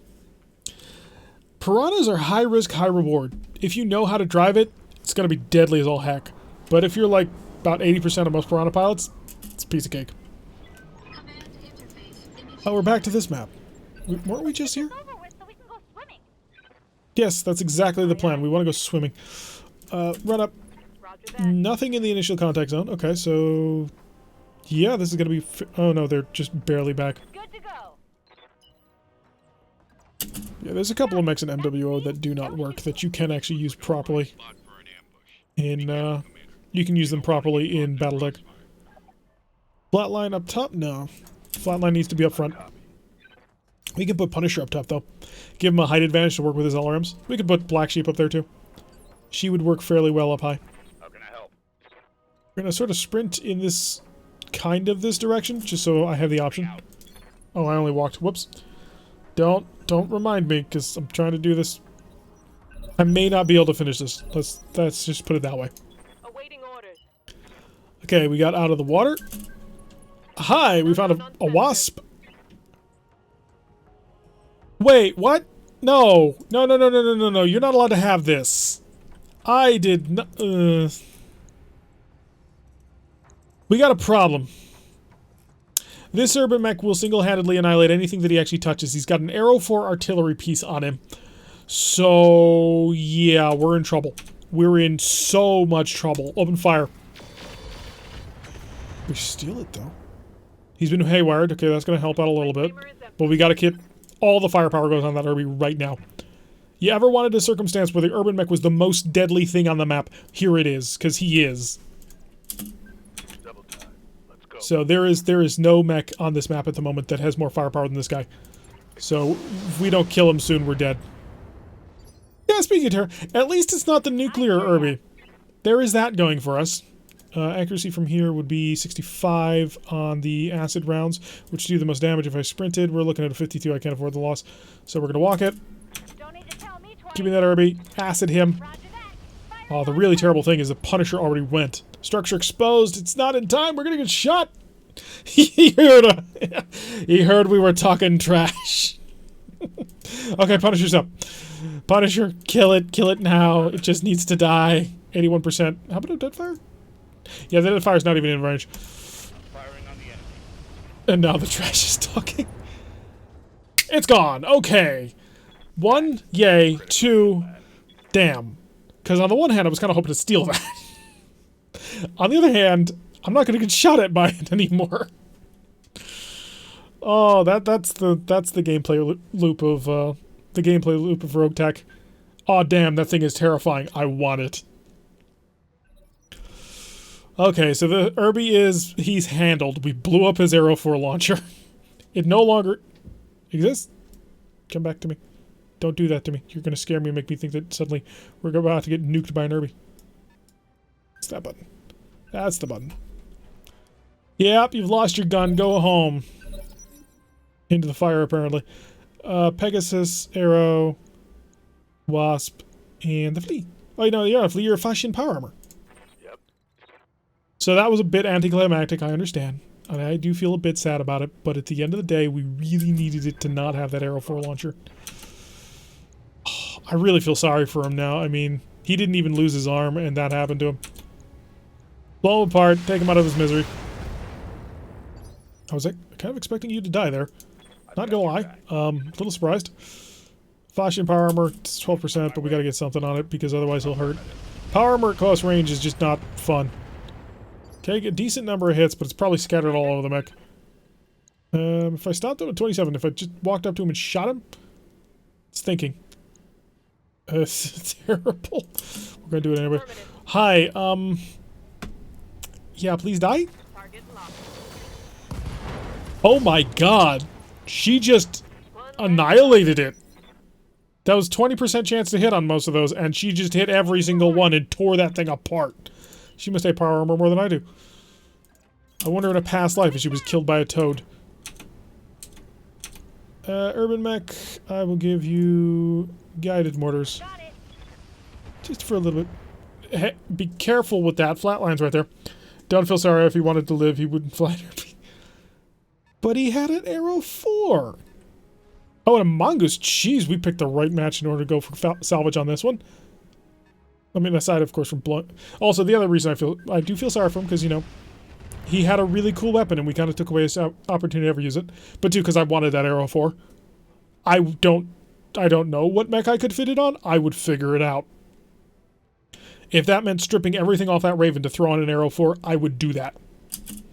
Because that's an absurd amount of firepower. Ooh, the trebuchet with it. Can you imagine the trebuchet just sitting back in Arrow 4, Arrow 4, Arrow 4? Granted, not a nuclear Arrow 4, but pretty close. Wolfhound, 35-tonner. He's a 1A, large laser. Okay. So he's not the crazy Wolfhound that we keep running into in the Rippers Rombos campaign. That Wolfhound has triple PPC. He's back, and he's angry. Bink. Okay, now I can kill you. He had an opportunity. He's improved to confident. I love it. Oh, you're such a good little guy. But now it's time for you to go away. Guided mortars. He's unsettled. Yeah, that's probably a good position to be in. Or, well, you should probably maintain that sensation.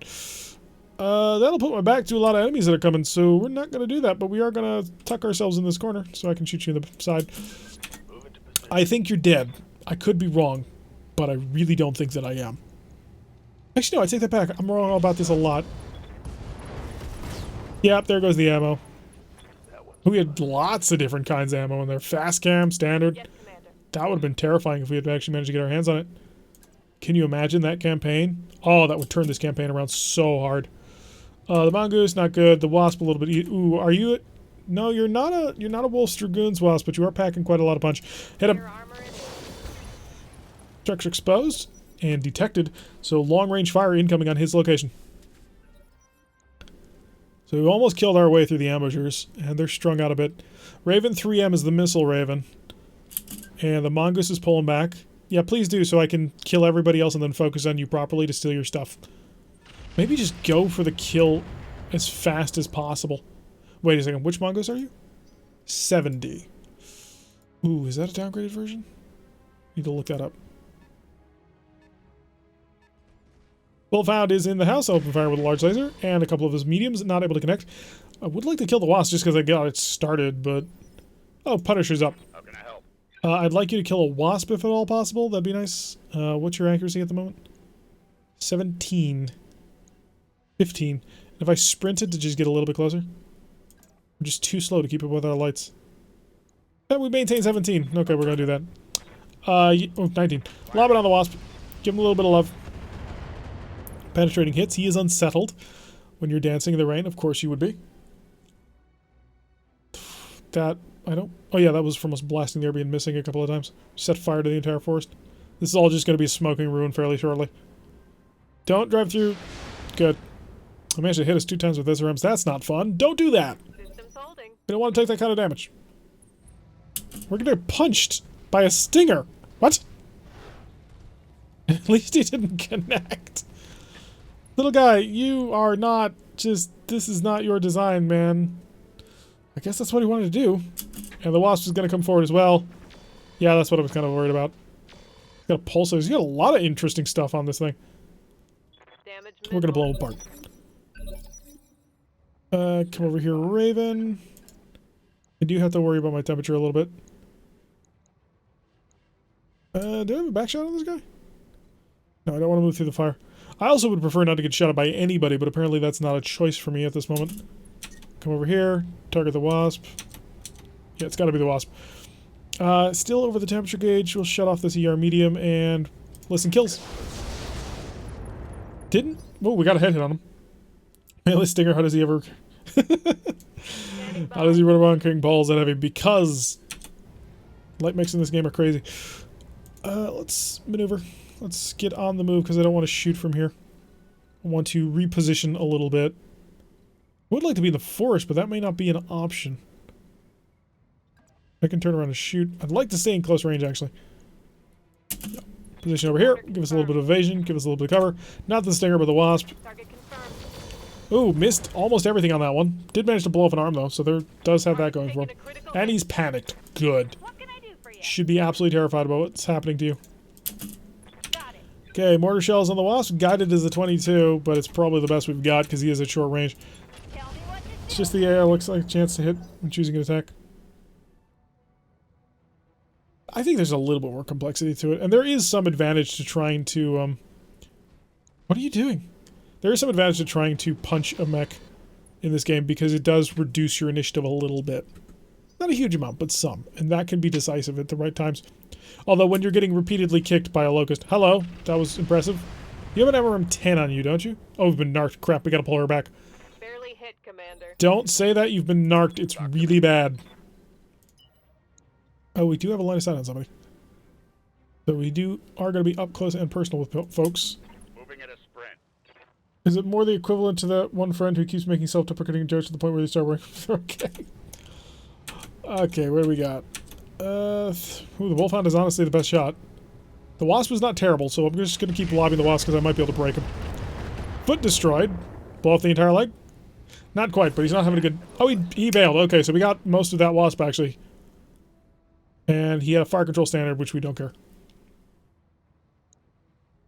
So now we got to pull back a little bit more. I want to pull them over, so they got to crest this ridge in order to get me. Also to pull, you know, our arbiter back, get him protected. Although they may not let me do that.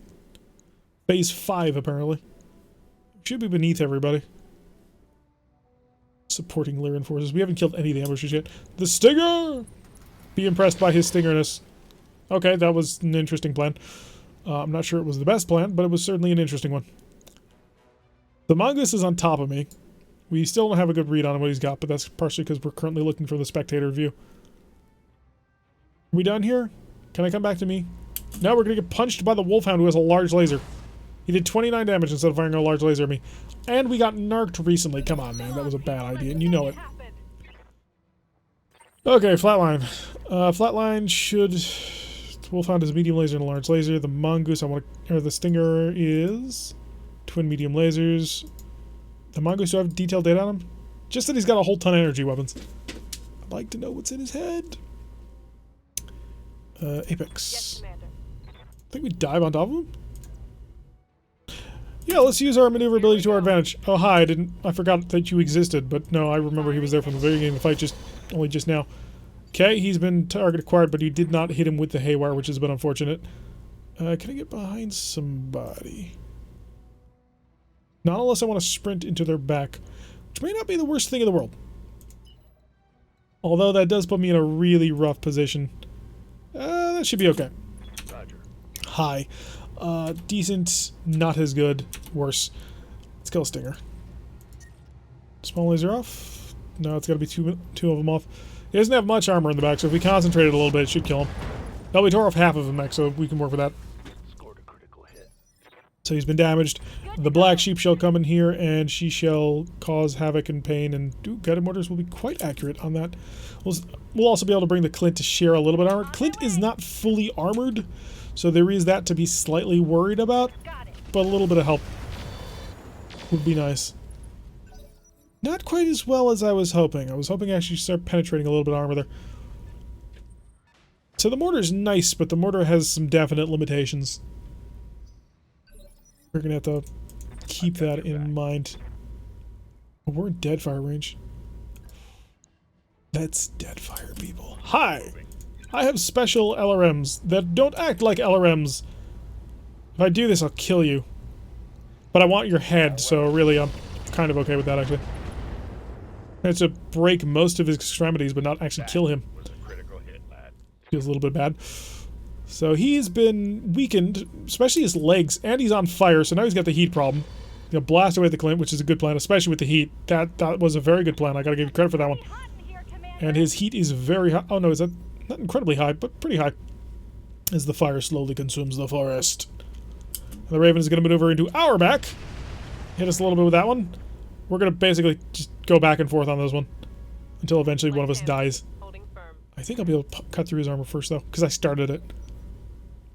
Okay, phase 15. That'll be the Wolfhound. Is the Wolfhound going to go punch people again, or is he going to shoot him? I'm half hoping that he goes for... Nope. Yes. Ooh, that was close. So he got in behind the rapier, which I didn't think he could actually get there, and almost hit us with that. That would have been very bad.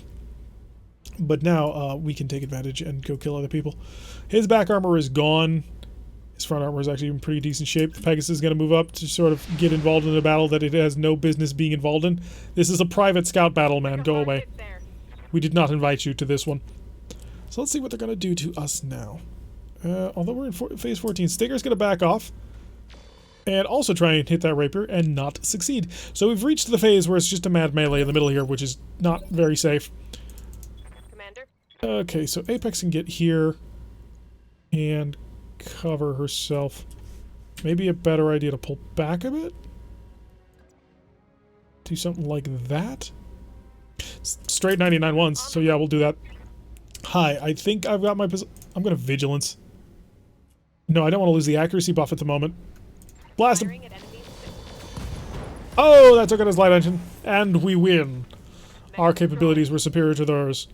Flatline's up next. Flatline can go... probably butcher this guy. Yeah, we want to look for crits on this one. That's an idea. Hi. I'm going to pull back a little bit so I can work with my friends on this one. No. Here's... come on, small laser? Yeah, that'll do it. Legs are gone. We can focus on the other leg. Mr. Stabby would have a field day. Oh, if Mr. Stabby was involved in this fight, we would all be crying. Okay, he's fallen. He cannot get up. I do have a direct line of sight? I do. You don't say. He needs basically the whole of a medium pulse laser. Mortar off. That's not enough. Medium pulse laser weak one. The tagger. This sucks. Fire. Nope. I had serious hope that that would work. I gotta get this heat under control. Okay, good, no explosion. She already has shut down immediately once, so I was a little bit worried. You also have multi-target, but if I do that, I won't be able to trim the legs on the mongoose. Deadfire LRM's 2 off. How much more is needed on this? I need a hit. 1 hit. You hear that, guys? 1. That's all. Actually, no, I need 2. Fire. Well, he tore off half of it, but I don't think he had an XL engine, so there's that. Okay, good. Pull back. Ace Pilot, we're in control. Mr. Say we would have ended this 15 minutes ago. We don't have a melee mech right now, though. The Hatchet Man is very much in repair. Ow! Okay, so we won the scout fight, and then the Wolfhound decided to get involved. Lucky for us, though, the Wolfhound has decided to turn his back on several mechs, so that may not have been... Oh, any emergency shutdown. Yeah, buddy, that was probably not your greatest idea ever. Oh, we got the hero. It's a fire starter. Of course he's a fire starter. It's always a fire starter. couldn't ever be any other type of mech. A little bit of light fire coming in from him. That's not too terrible. Honestly, we'll probably just walk up the trebuchet and blast him in the back with everything we've got. It'll probably kill him. Then we'll dart around back here with the rapier and blow him apart. And then, you know, dreams and hopes. Pegasus moving up. Oh, you did get to my back. I was really... Oh, no, it's just the side. Okay. Don't. That has an ER medium laser that you cannot have. Okay, Punisher. Talk to me. Let's go... Let's go kill somebody. Roger that. You're a wolfhound, and you're also very much dead. Oh, yes. Oh, very much yes. You know what? Cook it. Let's burn him down. Yeah, there goes the CT. Yeah, nothing left of that mic. Alright, now we just need to take care of the... whatchamacallit? The Stinger over here, which... Standing by. Apex, do you have any special equipment? I had hope. I really did. We're going to run through the fire as fast as we possibly can. And this is a little bit dangerous to do. Actually, no, that's probably the best solution. Okay, the mech is on fire, which does cause a couple of problems. But we can turn off a single laser to take care of that. Oh, and she is hungry for more blood. Managed to haywire him as well on that one. Okay, slip around. Do we need to slip around to the back? It would help a little bit if we can get there. Is this your back? Yes. Okay, lovely.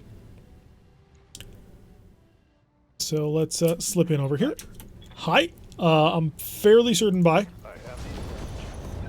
There we go. So Stinger's out. So we've blown up all the ambushers. We're about to blow up the supporting forces once we kill the Pegasus.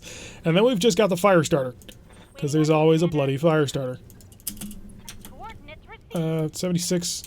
Oh, actually, no, I need to chill out for a round. I forgot about that. Brace. This mortar is too hot to handle, especially, you know, with all of this occurring. Jesus, a lot of fire. Whew. Yeah, we're just burning down the whole forest. That's supposed to be his job, but apparently we're doing it very nicely with all our mortars and missiles and laser fire. And the Pegasus is going to drive right through. He takes 30 damage for burning, which, you know, probably... Well, he can actually take it, apparently. He didn't really care. And now he's in more fire, so he's going to take 30 more damage. It's entirely possible we could just kill him by doing this. Move order confirmed. Cook it? Yes, cook him down. Taking this up. Okay, we can just forward armor a little bit more. Waiting for orders. And I'd love to be able to crit him, but it's not going to happen. This will cook us slightly. Turn off the small laser. Just try to keep temperatures under control. It's very important to me from a personal perspective. Do I have a shot from over here? Oh, good. We've finished burning down the forest. Mortar engaged. That'll be... Do you have acid? I do have acid. Lovely. Deals the most damage out of all our mortars. Structure exposed and the acid, so he'll probably explode when he moves. But I don't have a guarantee of that, but Punisher can make that a guarantee, basically. Punisher... That is a burn for... Wait, is it heat? I'm not passing through... Am I passing... I mean, I'm passing through the fire. I mean, it looks like that. Yeah. You know, just stand still and shoot him. Well, you can't. You've got to move. Alright, that's fine. Move off over here. Slide to the side. Turn off the medium lasers. Dead fires. Yeah, dead fires. Give them a little bit of love. Ecological disaster achieved. You were brave, I'll give you that much. Alright, so our goal is to burn down every single forest we can find so that we can starve the enemy of oxygen. Then, inside of our climate-controlled mechs, we should be perfectly safe. Meg's on fire. Which is not great, of course, because we're on fire. I'll keep it slightly under control. Target confirmed. But I will start getting involved in this guy. Managing to miss everything, so he's not going to be panicked by anything that we're doing. But we should be able to get our forces on top of him kind of soon. I really don't want to go through the fire on this one, but I can't really help it. Oh crap, I forgot. The Arbiter is currently almost dead.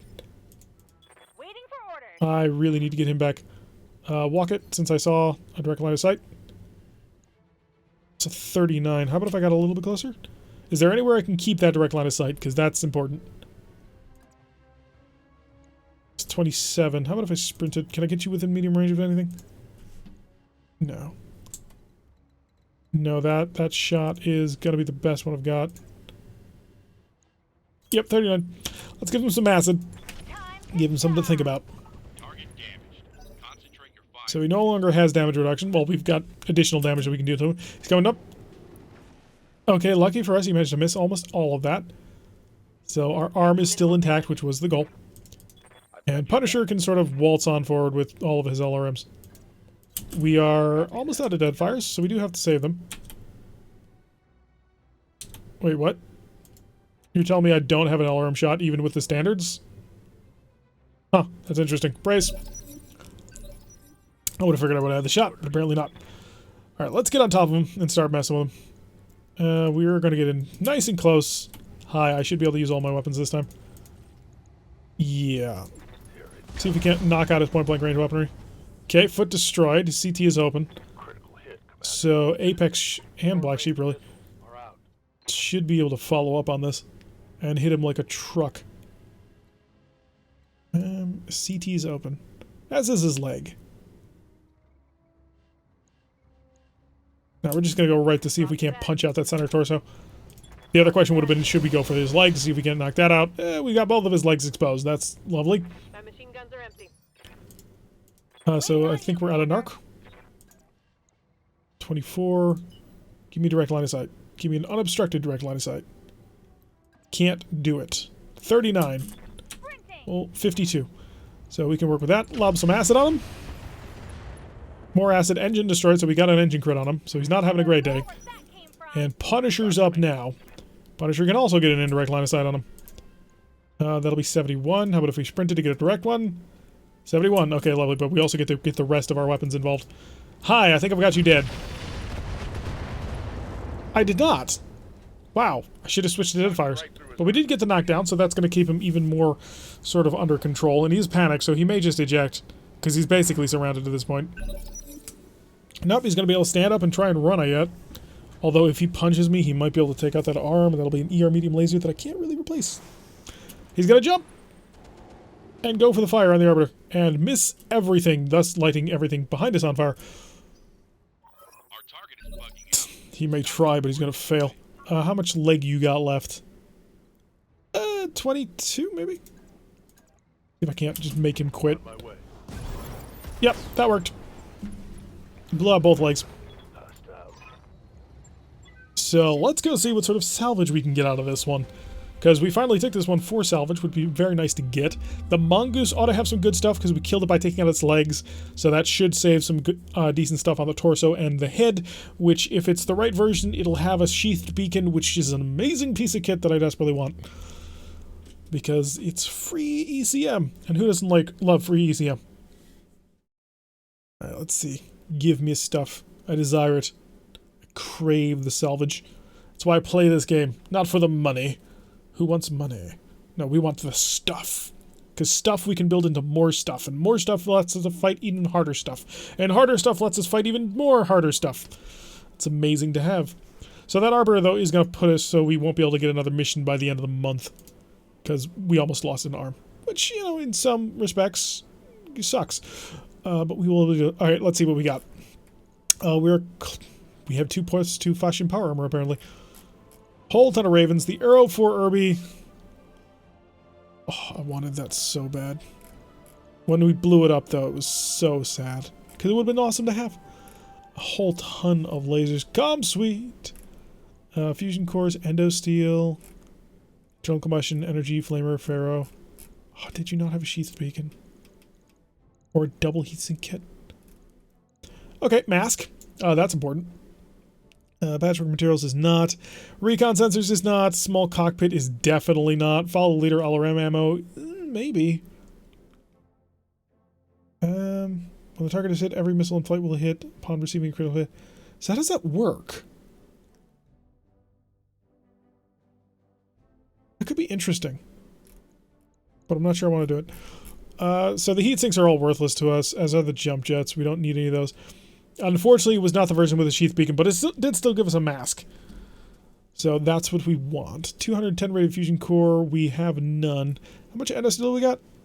2. So we're good on that. Ferro, we have none. We rarely use it because it's so slot intensive. It's just straight up ECM. It's not even a warfare suite or anything cool or interesting. You know what? This is not the optimal choice, but I'm doing it just to put me in the running for it.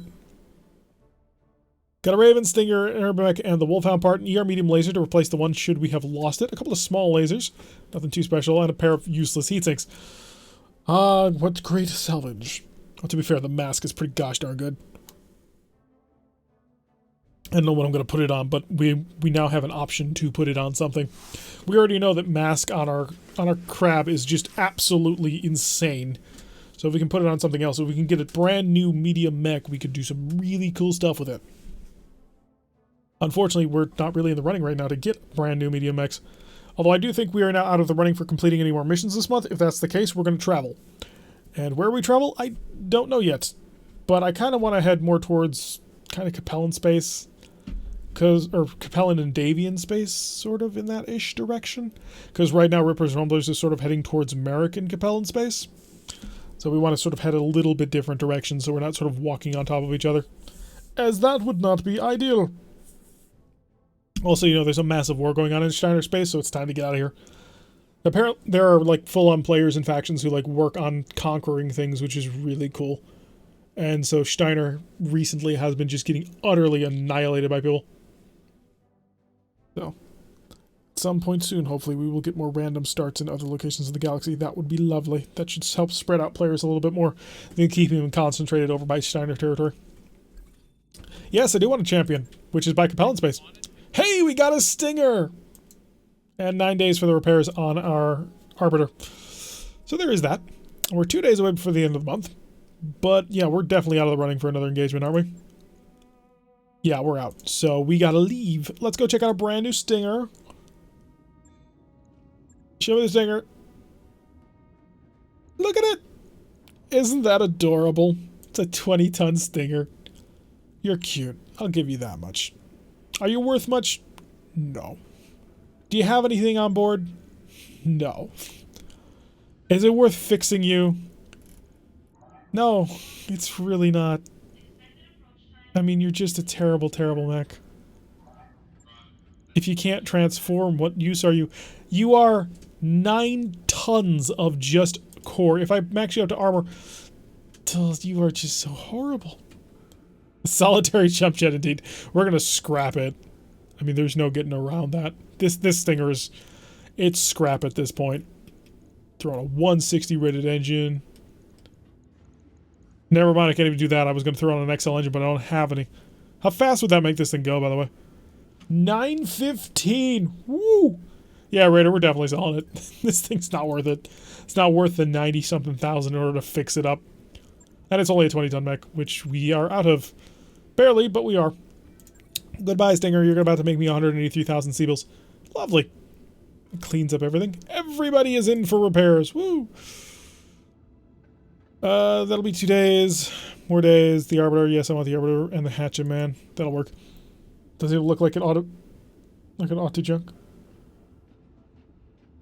It looks perfectly fine like it does. The Stinger actually does have a proper model. Alright, let's go figure out where we're going. Navigation to the star map. Simire, we are off on a trip. We're going on a trip. Yeah, as you can see, Clan Wolf is just utterly annihilating them, as is the Valkyrie. Which, if I'm not mistaken, Lady Alenko is part of the Greater Valkyrie. I think that's who she fights for. But yeah, as you can see, Steiner not having the best of days. What is this? Oh yeah, and Comstar in the middle. Could have had more towards Comstar. That's always an option. Who's by us? We've got... Rude Dogs, Roughnecks. Anybody else? No, that's it. There's an empty area of space down here. Everybody's going to the war. Alright, so this planet was a what? Let's go check it out. We were on board Callison, which is a 1.5 skull. We're good enough for a 2 skull at least. Maybe not a 2.5. Although maybe. Now, we did get hurt pretty hard. Op tempo is also kind of important. The clan invasion is on. Yes, indeed. Clan Wolf has come back with a vengeance. I want more than a 1.5. I also want it to be within range. Maybe Tabit? Tabit's a water world. It's 128% Lyran combo. Take on the phone company. I mean, a guy has a model, but the Stinger is a Macross style Valkyrie, which is more like a Phoenix Hawk or something. So there is a difference between the Stinger and the Stinger Lamb. So they are technically 2 different designs. So that's the excuse I'm going to run with. Space AT&T, don't play man. Pollux. Oh, we always go to Pollux. But that's because it's such a great place to go. Pollux really is a fantastic, like, transitional planet to head down south. The Roughnecks are somewhere around here? Actually, I want to find them, actually. Give me a sec. They were right in the middle of a group. Actually, no, they're more over in this direction. Not quite that far. Can you see? No. There we are. Okay, so the Roughnecks are actually right here at the moment. So they're on New Aragon, which is a fairly interesting planet. But we are not going to head towards the Roughnecks. Okay, there's got to be another planet that's not Pollux. Like, seriously? Where would we go? Because I don't want to head up north. I don't want to get involved in that shenanigans. But I do desperately need a two-skull planet. I can go to Blue Sava or Pollux. Blue Sava is what? It's rocky. Token population, uninhabited, poor, primitive civilization, low gravity world. Then, of course, there's Pollux over here. Which is, of course, you know, a much better world with moons and innersphere and research and all cool stuff. How long is the trip to Pollux? 21 days. It's actually faster to go to Blue Sava. Alright, we'll take a double jump to Blue Sava. Set course. Let us head out. So, by the time... and end of the month, we shall pay our 710,000 C-bills. We're unfortunately a bit discouraged, so we do need to get a couple more morale techs on, because I'd like to get people happy. Oh good, our -2 tech point penalty has finally expired. So how long until we are 9 days away? So we will have Argo Mech Bay 3 ready to go by the time we actually make it there. Laying wagers... let it slide. God darn it. Now we're getting low on morale. So we are discouraged. That is not good. We need to start getting a little bit more stuff on board. Okay, we finished the upgrade. Ship upgrades, please. I gotta take the last level of improved automation before I can start taking lounges and stuff, but we really do need to grab a lounge soon. But improved automation first and then into the lounges. So we'll pick up 100% efficiency. Improved automation has begun. How long is that going to take? I didn't quite check. I didn't bother. Hopefully that'll be done by the time we actually make it to the planet. It will be done in 15 days, which will not be before we hit the planet. But we do have Mech Bay 3 going now, so that does help. And we will have the crab ready by the time we hit New Sava. So that will also help. There goes a Union dropship. Alright, and we are off this dropship. 2 days, 1 day. The crab is finished. The crab, however, does need a couple more repairs, because it did take a pretty rough hit. Oh, the hatchman also did. What broke on the hatchman? No, seriously, what did we break on the hatchman? Oh, okay. Whew. Fix. Thank you. I do have a mask now. Thank you, but it's the crab that's going to be the real repair job, because this is going to be painful. Alright, so we broke the legs, we blew out a double heatsink, we damaged the engine. It's going to be 4 days for that alone, and we managed to grab one of these, which will keep this mech in service. 5-day repair time for that, but it will put it back online and operating. Yeah, fix it all, confirm it and lock it down. And then we do have a mask, and we do have a hatchet man. What would be required for me to put the mask on the hatchet man? Let's go figure this out real quick. As long as we're in space and just sort of chilling. Equipment. Specialty. A mask. Myomer acceleration something circuitry. Signal circuitry, that's it. So we need to find 2.5 tons to ditch out of this mech. That's gonna be interesting. Because this mech is honestly really, really lean. Well, there's 1 ton. What in the world did you do to that crap? You see, it was lit on fire and then shut down while the mask and the pirate engine were both running at the same time. And then it was shut down in front of 4 turrets. So things were a bit rough. I think we got... do we have enough of this to make it work? We do! Ha-ha! We have now equipped our hatchet man with a mask for all that delicious extra speed. This is going to be lovely. Actually, do I have any more sort of boots? No, just got a spiked helmet, so we're good with that, right? If I could find a targeting computer that'll actually work with melee. Sand trombone. Alrighty, so we threw in some patchwork materials. That'll work. Lock this thing down for the next 3 days, but when it's done, we're going to be able to run across a map to get you. Not quite that far, but we're working on it. That hatchet man becomes even more deadly. We are 4 days to the planet, 3 days to the hatchet man, 5 days to the crab. We will probably wait today. Whole bunch of flashpoints expiring. We don't do the flashpoints. Hello and welcome to New Sava. Or Blue Sava. Sorry, it's color Sava, not New Sava. 1 more day, 13 days. Let's populate the contract list. And click away so it can populate properly, because this is not the full contract list. Otherwise, that would be really sad. Give me the actual contract list, please.Avoom. Hi. Oh, so many contracts. We can take 3 skull assassinates if we really feel like we're ballsy enough. We'll probably do 2 skulls. 2 skull battle. 2 skull 2 of 9 battle.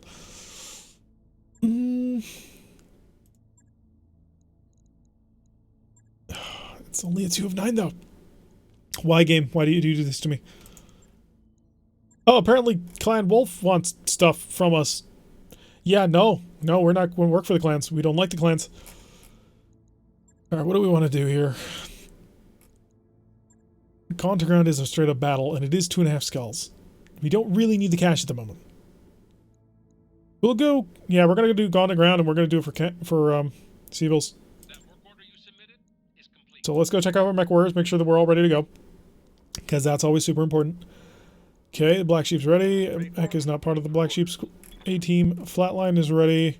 I've got your back. Punisher could take a level of guts for overheat threshold. And he will. Mech warrior training complete. But put him at straight 6s. Order.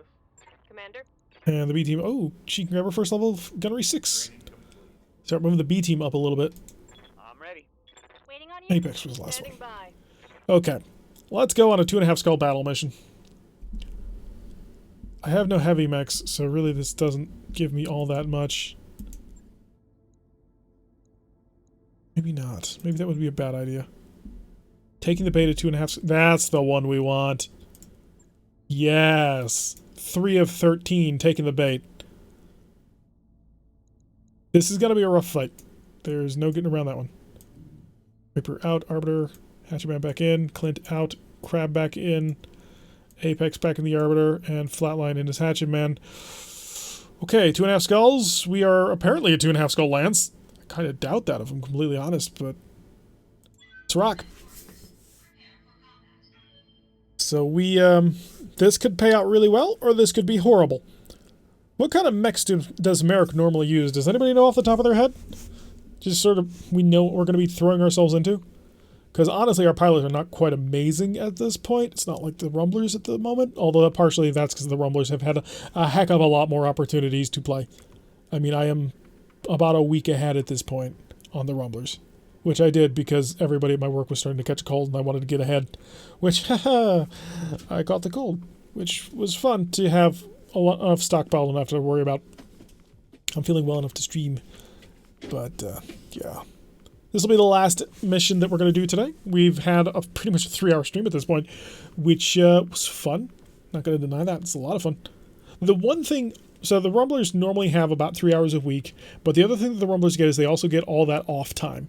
All the repairs and stuff happen off screen. All of the upgrades and mech modifications happen off screen, whereas with the Black Sheep, we do it all on screen. So that's another thing that kind of slows down the progress of them. Alright, an extremely heavy mech. Maybe we can get a headshot on it. Steal all of it. It's going to be 3 of 13 salvage, so we could get some really cool stuff out of this if we're lucky. But we're going to have to be, well, lucky. Which is the goal. You always want to be lucky.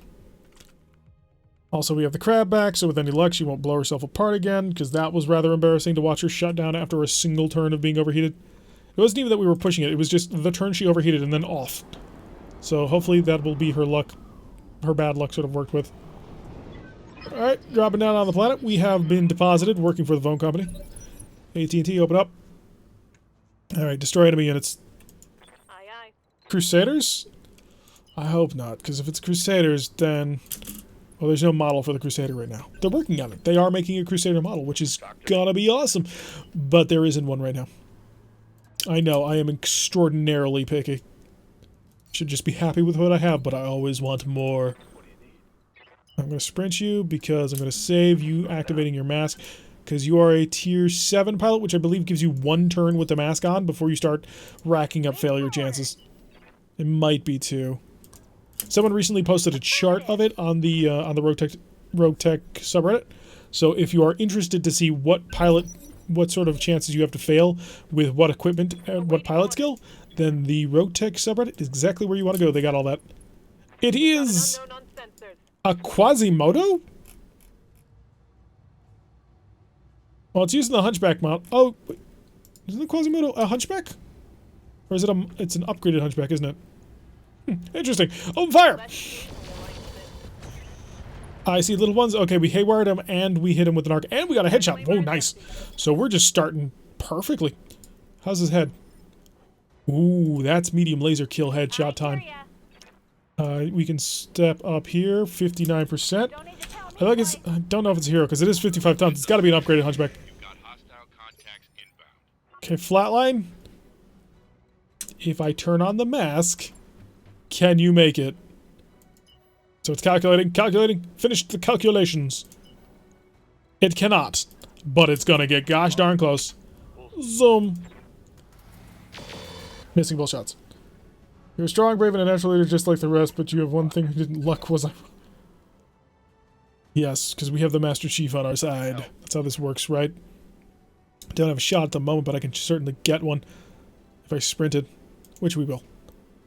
That is 59s. If I stood out in the open like a chump, if she's 76, I'm gonna stand up in the open like a chump. Give him some love, and maybe a couple more headshots, just for extra fun. It's up for Merrick. They get to operate now. Long range missile fire. 5 of them. Okay, so we got maybe a Vindicator. What else would have 5? Vindicators come to mind immediately. Okay, I got a Trebuchet 5S.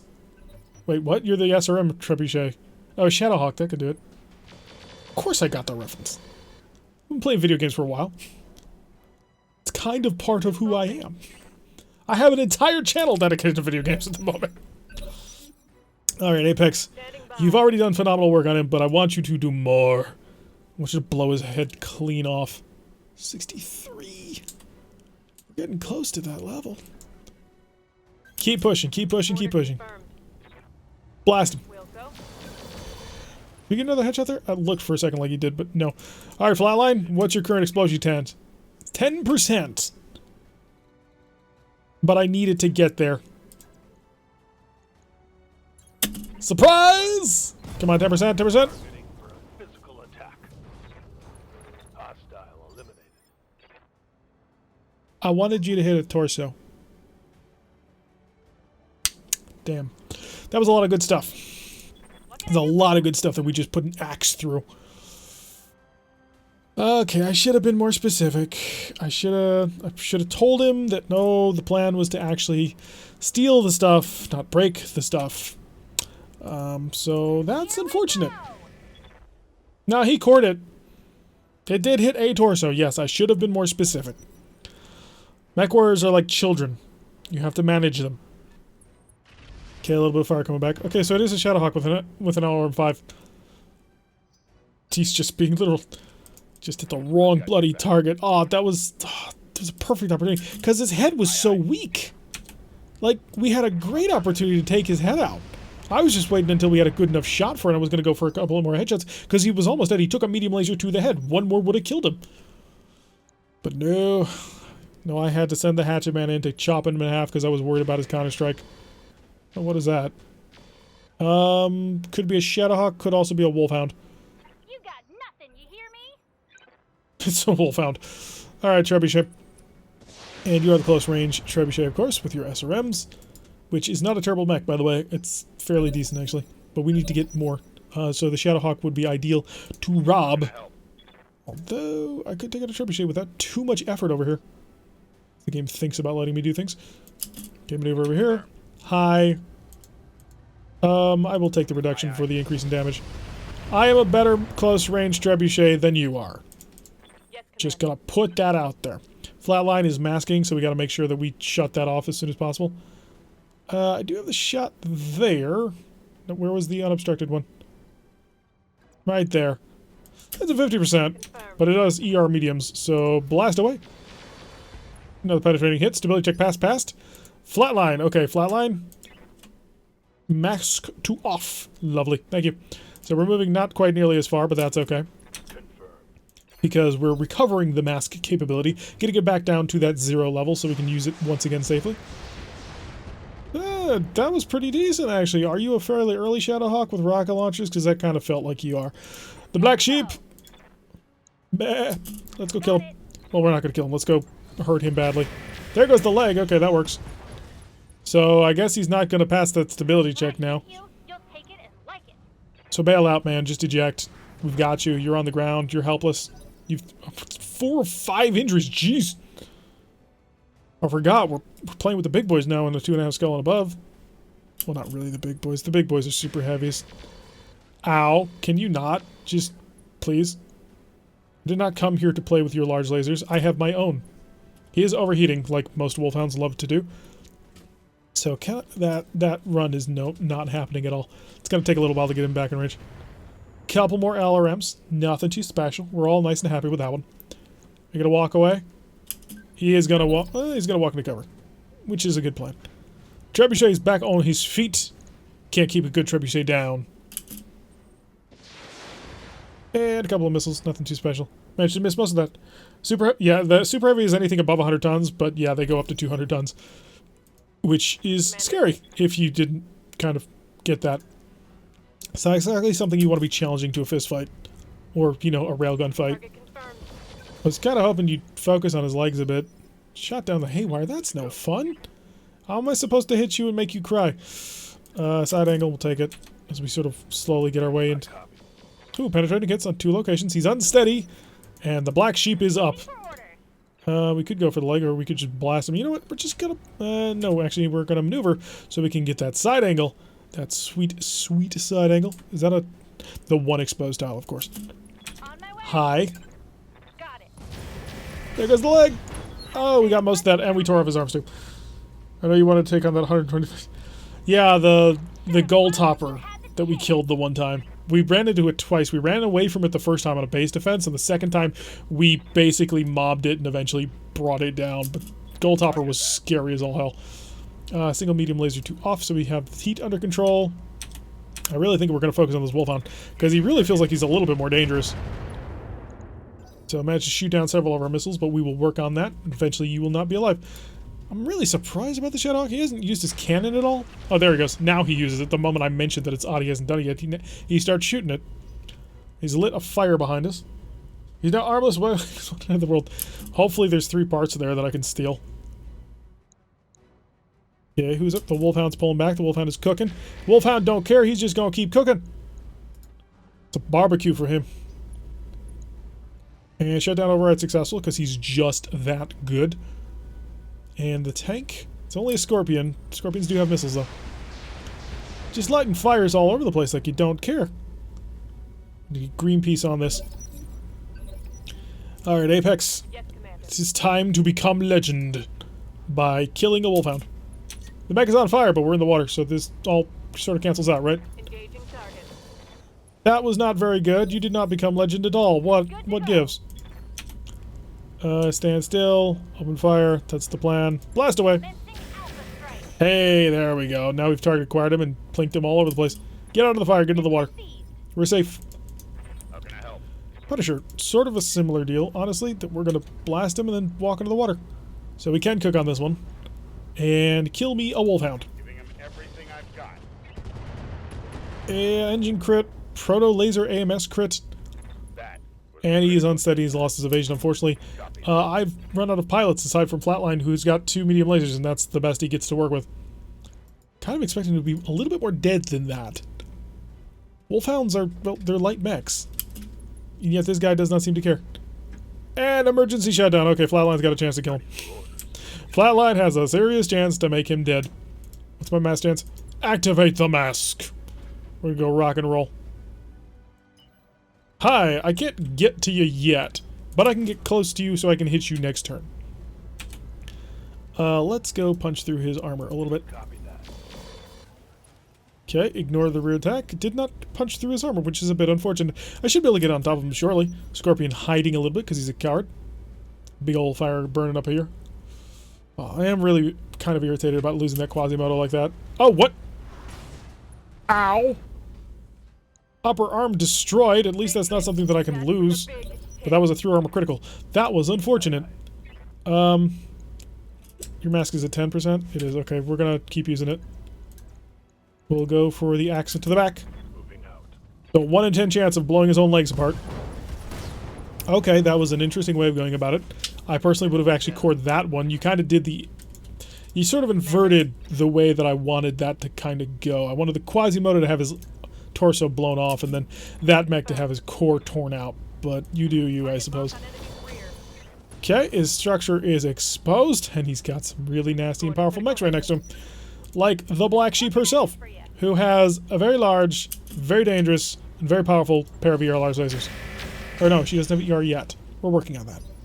I have been searching far and wide. I do kind of want to take you alive, though. Well, not alive, but, you know. Roger. You're a 2H, which means you don't have an XL engine. You can die. Here we go. He's gonna die. Yeah, we caught him out. We'll pick up a part off of that. That'll be fine. What a waste. We'll also pick up one of the parts from the Quasimodo. Out. Gonna blast a little fire our way. Plinking off the armor, because we're okay with that. The Wolfhound, of course, will stand up, and that'll be a somewhat unfortunate, because we're going to have to axe him. Oh, no, he's dead? Oh, the Wolfhound's dead. Lovely. He had an XL engine. That was kind of the goal originally when we were trying to kill the other one, but that's fine. Here we go. Zip around over here. We are going to have to fix her internal crit. Luckily for us, it's not anything important. The through armor critical, it's just going to be an easy repair. We should hopefully be able to fix it in less than a day. Can I get a shot? There we go. Ready to run. So we're out of Artemis, or not Artemis, but we are out of Deadfires, so we will not have to rely on normal LRMs to burn through his armor. It's thinking about it. There we go. Okay. A successful operation all around. I'm too damned hot. Well, not as successful as we'd like. Seriously, man, how could you core out that Quasimodo? I wish there could just a little bit to the left or the right. That would have been great, but nope. Ah, well. 55 tons. We need them. Okay, so we did manage to just annihilate 2 55-ton mechs instead of sort of saving them like we kind of need to, because they are a little bit important. But we shall survive and overcome. That's the plan. Cross your fingers. It'll work out. Maybe. Potentially. If we're lucky. Still, we'll pick up a part from each of those mechs, and then our third part will probably be something special. Unless, you know, there's only special things down at the bottom of the list. I kind of doubt it, just because the CT generally holds the really cool stuff, like light engines, which I would love to have. If you got a light engine, I want it.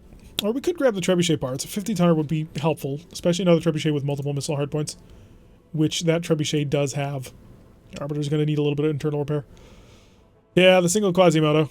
Production of a Kendall battle mech factory rebuilt as a collaborative project between Kaliyama and the Alfred Training Company. The Quasimodo was intended from the outset as the next generation Hunchback. It's got 9 energy hardpoints. Jeez. 1, 2, 3 trebuchet parts, a whole ton of Wolfhound parts. Medium VSPLs. Interesting. Medium X-Pulse. Also interesting. And a 250 rated fusion core. I don't think I need the endo. I have 2. I'm good on endo. Energy... Internal combustion engine, heck no. Double heatsink kit. Come on, double heatsink kit. Kit. Oh, just double heatsinks. You jerk. Attachment materials, reflective coating. Improved MRMs. Who had the MRMs? Ooh, we got an MRM-20. Who had the MRM-20? Was it the Scorpion? I can't afford not to take one of these. The 250... Oh, I already have a 250. Really? That's an interesting question. Grab the trebuchet, maybe? I don't think I have any more, so that wouldn't be super useful. Endosteel, no. Guardian ECM, I have 1. If there was a double heatsink kit, I'd grab that in a heartbeat, but it does not exist. Yeah, the Scorpion, I think, too, had the MRMs. Do you have any improved MRMs at the moment? I have none. So if I don't grab the improved MRM ammo with it, then it's kind of worthless, and at the same time, what mech would I throw it on? I don't think I have a mech for it at the moment. Alright, let's go grab the Quasimodo part. Or a trebuchet part. The trebuchet part. It's gotta be Quasimodo. Log it! So I did get... Oh, wow. Thank you, RNGesus. I got 3 trebuchet parts, a pair of ER medium lasers, and a pair of double heatsinks. That was fantastic in the random roll. Holy crap!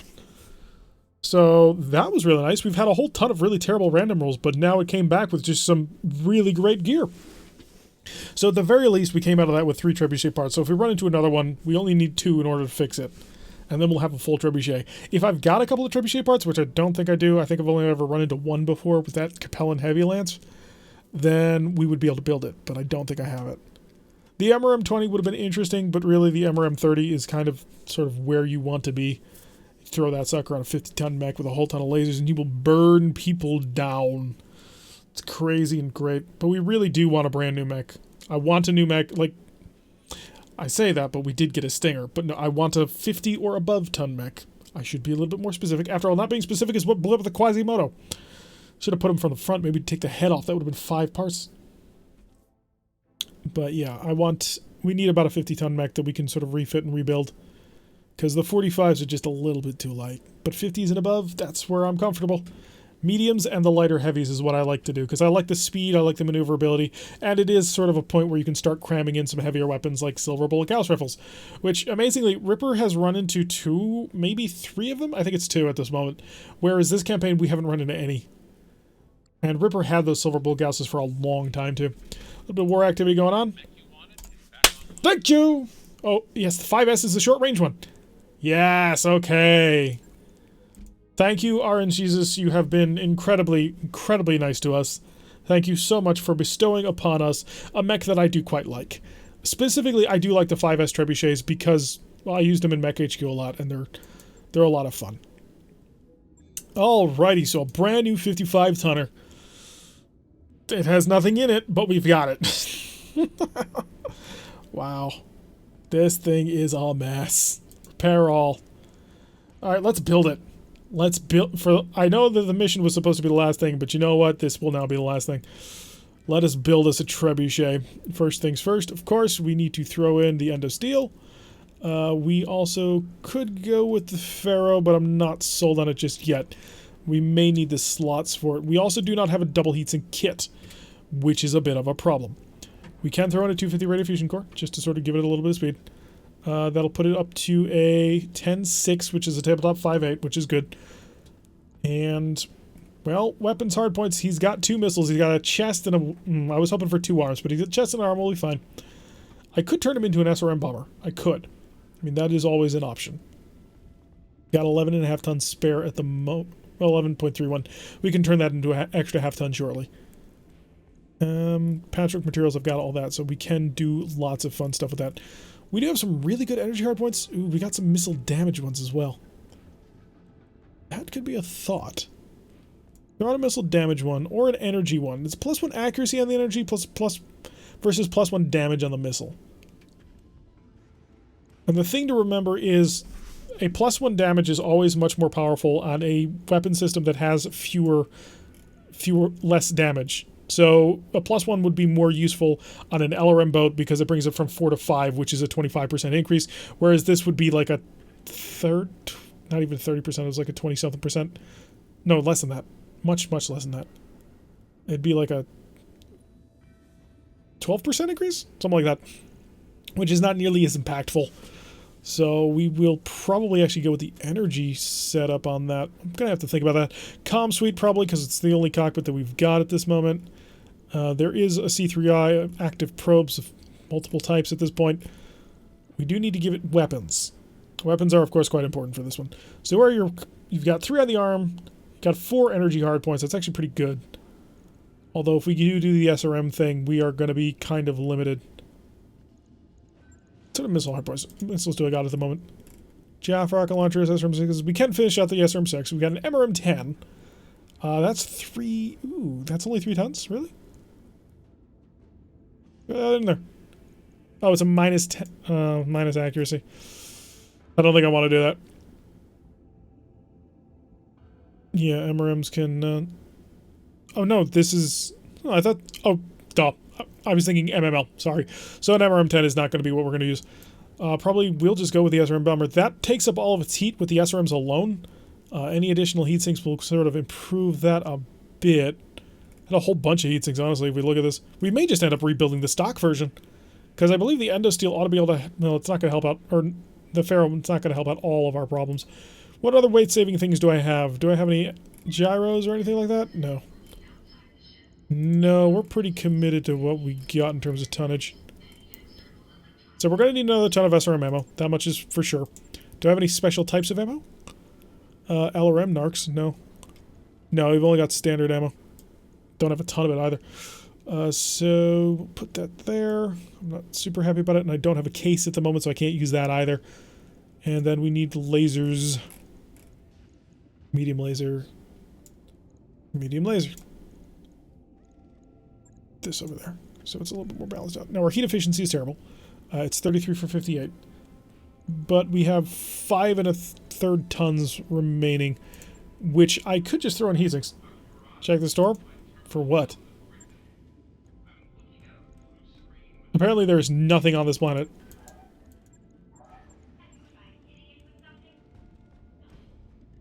Is this store seriously empty? That seems... Yeah, the store is empty. There is nothing here. So that's an interesting thing. Yeah, the store is completely empty. That's a real surprise. I'm not gonna lie. I'm a little bit stunned at that one. But what we can then do... And this is just a thought. Because how much could we control the heat with this one? Because it's basically the same thing as our mad kitted out trebuchet. Except we don't have its cool equipment to throw on it. So 48 for 58 is not terrible. And I still have patchwork materials I can throw on this thing. I mean, it's broken, but we can put it on there. 8-1, and this patchwork material to put in the head for a little bit more protection. Push this to 106. Yeah, that could work. And throws in an additional heatsink. That would give us 51 for 58. That keeps him incredibly cool. But he's not super fast. I mean, it's decent speed, but it's not like blinding speed. This is an incredibly stock mech. I mean, there is no special things here. Very low frills. So, do we emphasize his energy armament, or do we emphasize... You're 10 heat, right? Yes. Okay, so... I don't think I want to be behind by more than 17.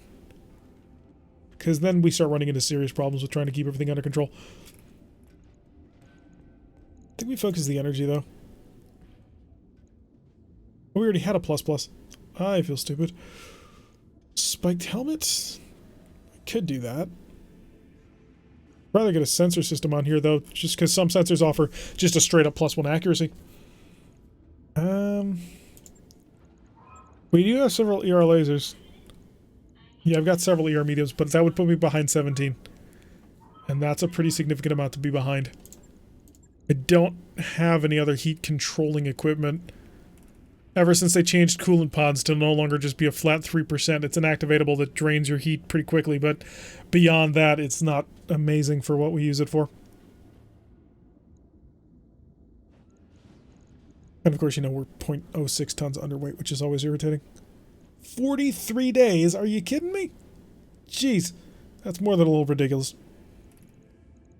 Now, this is going to be a while to get him online. Over a month. So yeah, this would basically just be a stock version. But I'm not necessarily opposed to that, if I'm completely honest.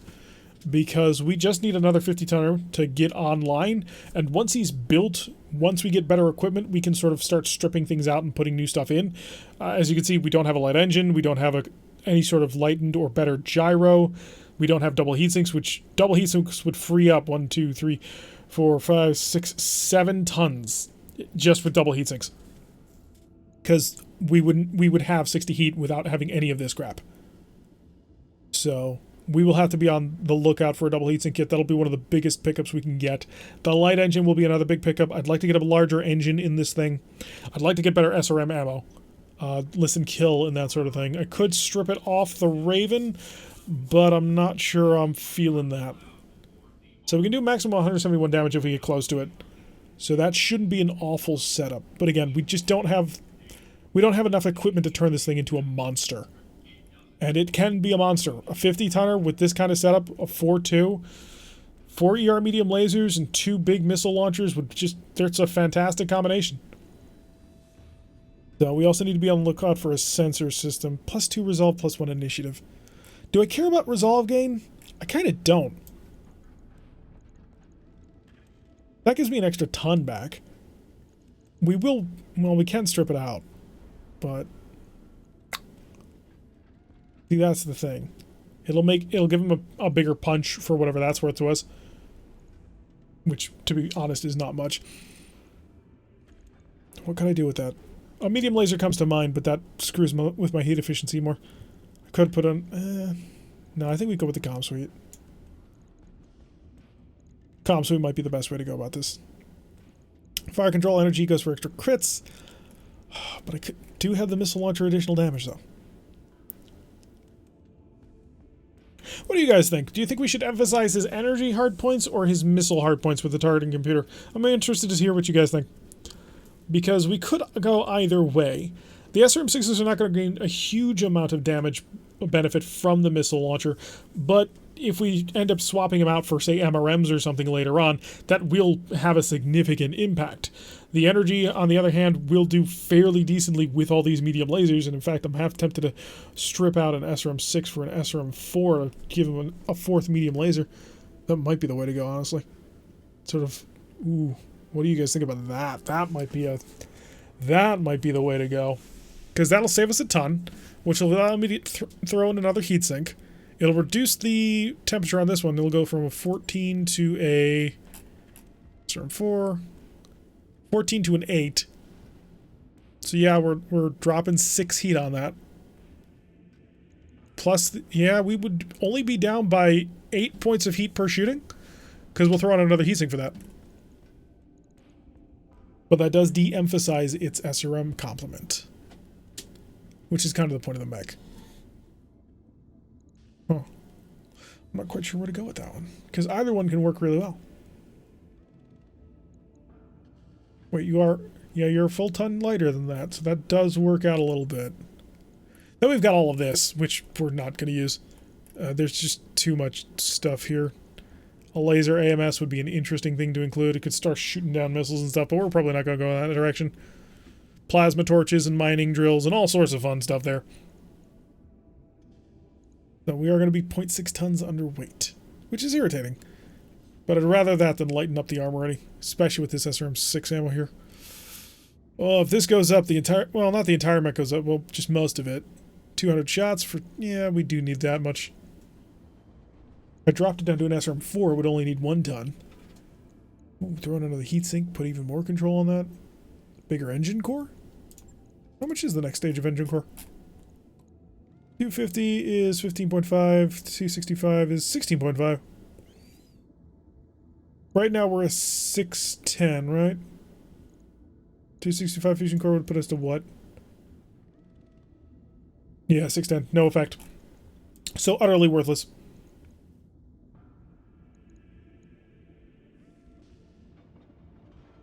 Yeah, I think I want to do that. He'll have a very similar amount of firepower to our Raven, which is irritating. But our Raven has a lot more gear on board to turn it into something better. Although, honestly, it might be a good idea just to turn him into a laser boat. We do have the large lasers for it. Heck, we've got the PPCs for it.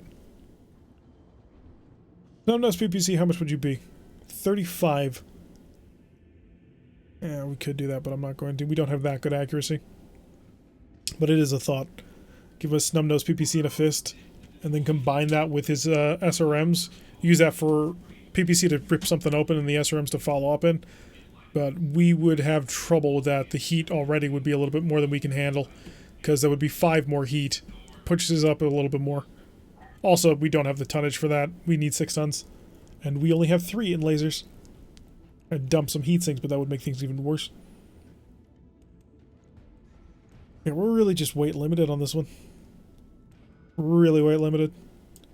Yeah, we're going to do that. Give me that SRM-4. Saves us an additional ton. Bring us down to 10 shots on the SRM. And that will allow us to throw in another medium laser. Any special medium lasers that I care about? I don't think so. No. And then throw on an additional heat sink. Maybe take some time to think about it. Well, the problem is equipment. So we may as well get the repairs underway. And once we get it all fixed out, we should have some cool stuff. We might strip everything out and put it back together. But that's going to work. So we're going to lock that in. We'll be 0.6 tons underweight. Maybe it'll make us go faster. The heat efficiency is very nice, though, on this now. So we can actually keep him running and shooting really consistently, which will help out. He will probably replace... Oh, actually, no, the Arbiter probably outguns him a bit, especially with that sheathed beacon. But he'll be a good slot filler for when the secondary lance goes up. He didn't have any ballistic hardpoints, otherwise I might have thought about ripping the mortar out of this one. Especially with his weapon mount. That would have been interesting. Alrighty, how long until we've got people available? Crab in 3 days, 2 days on the Arbiter. Yeah, we're going to need a couple of days to refresh the folks, so let's... Actually, do I? Oh, wrong one. Because I've got the B team ready to go. How many mechs do I got ready? 3 mechs, so I need 1 mech up. Which is the Hatchetman, which is tomorrow. Okay, so we'll tick 1 more day. April 14th. Alright, so the Hatchetman is ready to go. Is everybody fixed? Yep, we got 4 mechs, we got 4 pilots.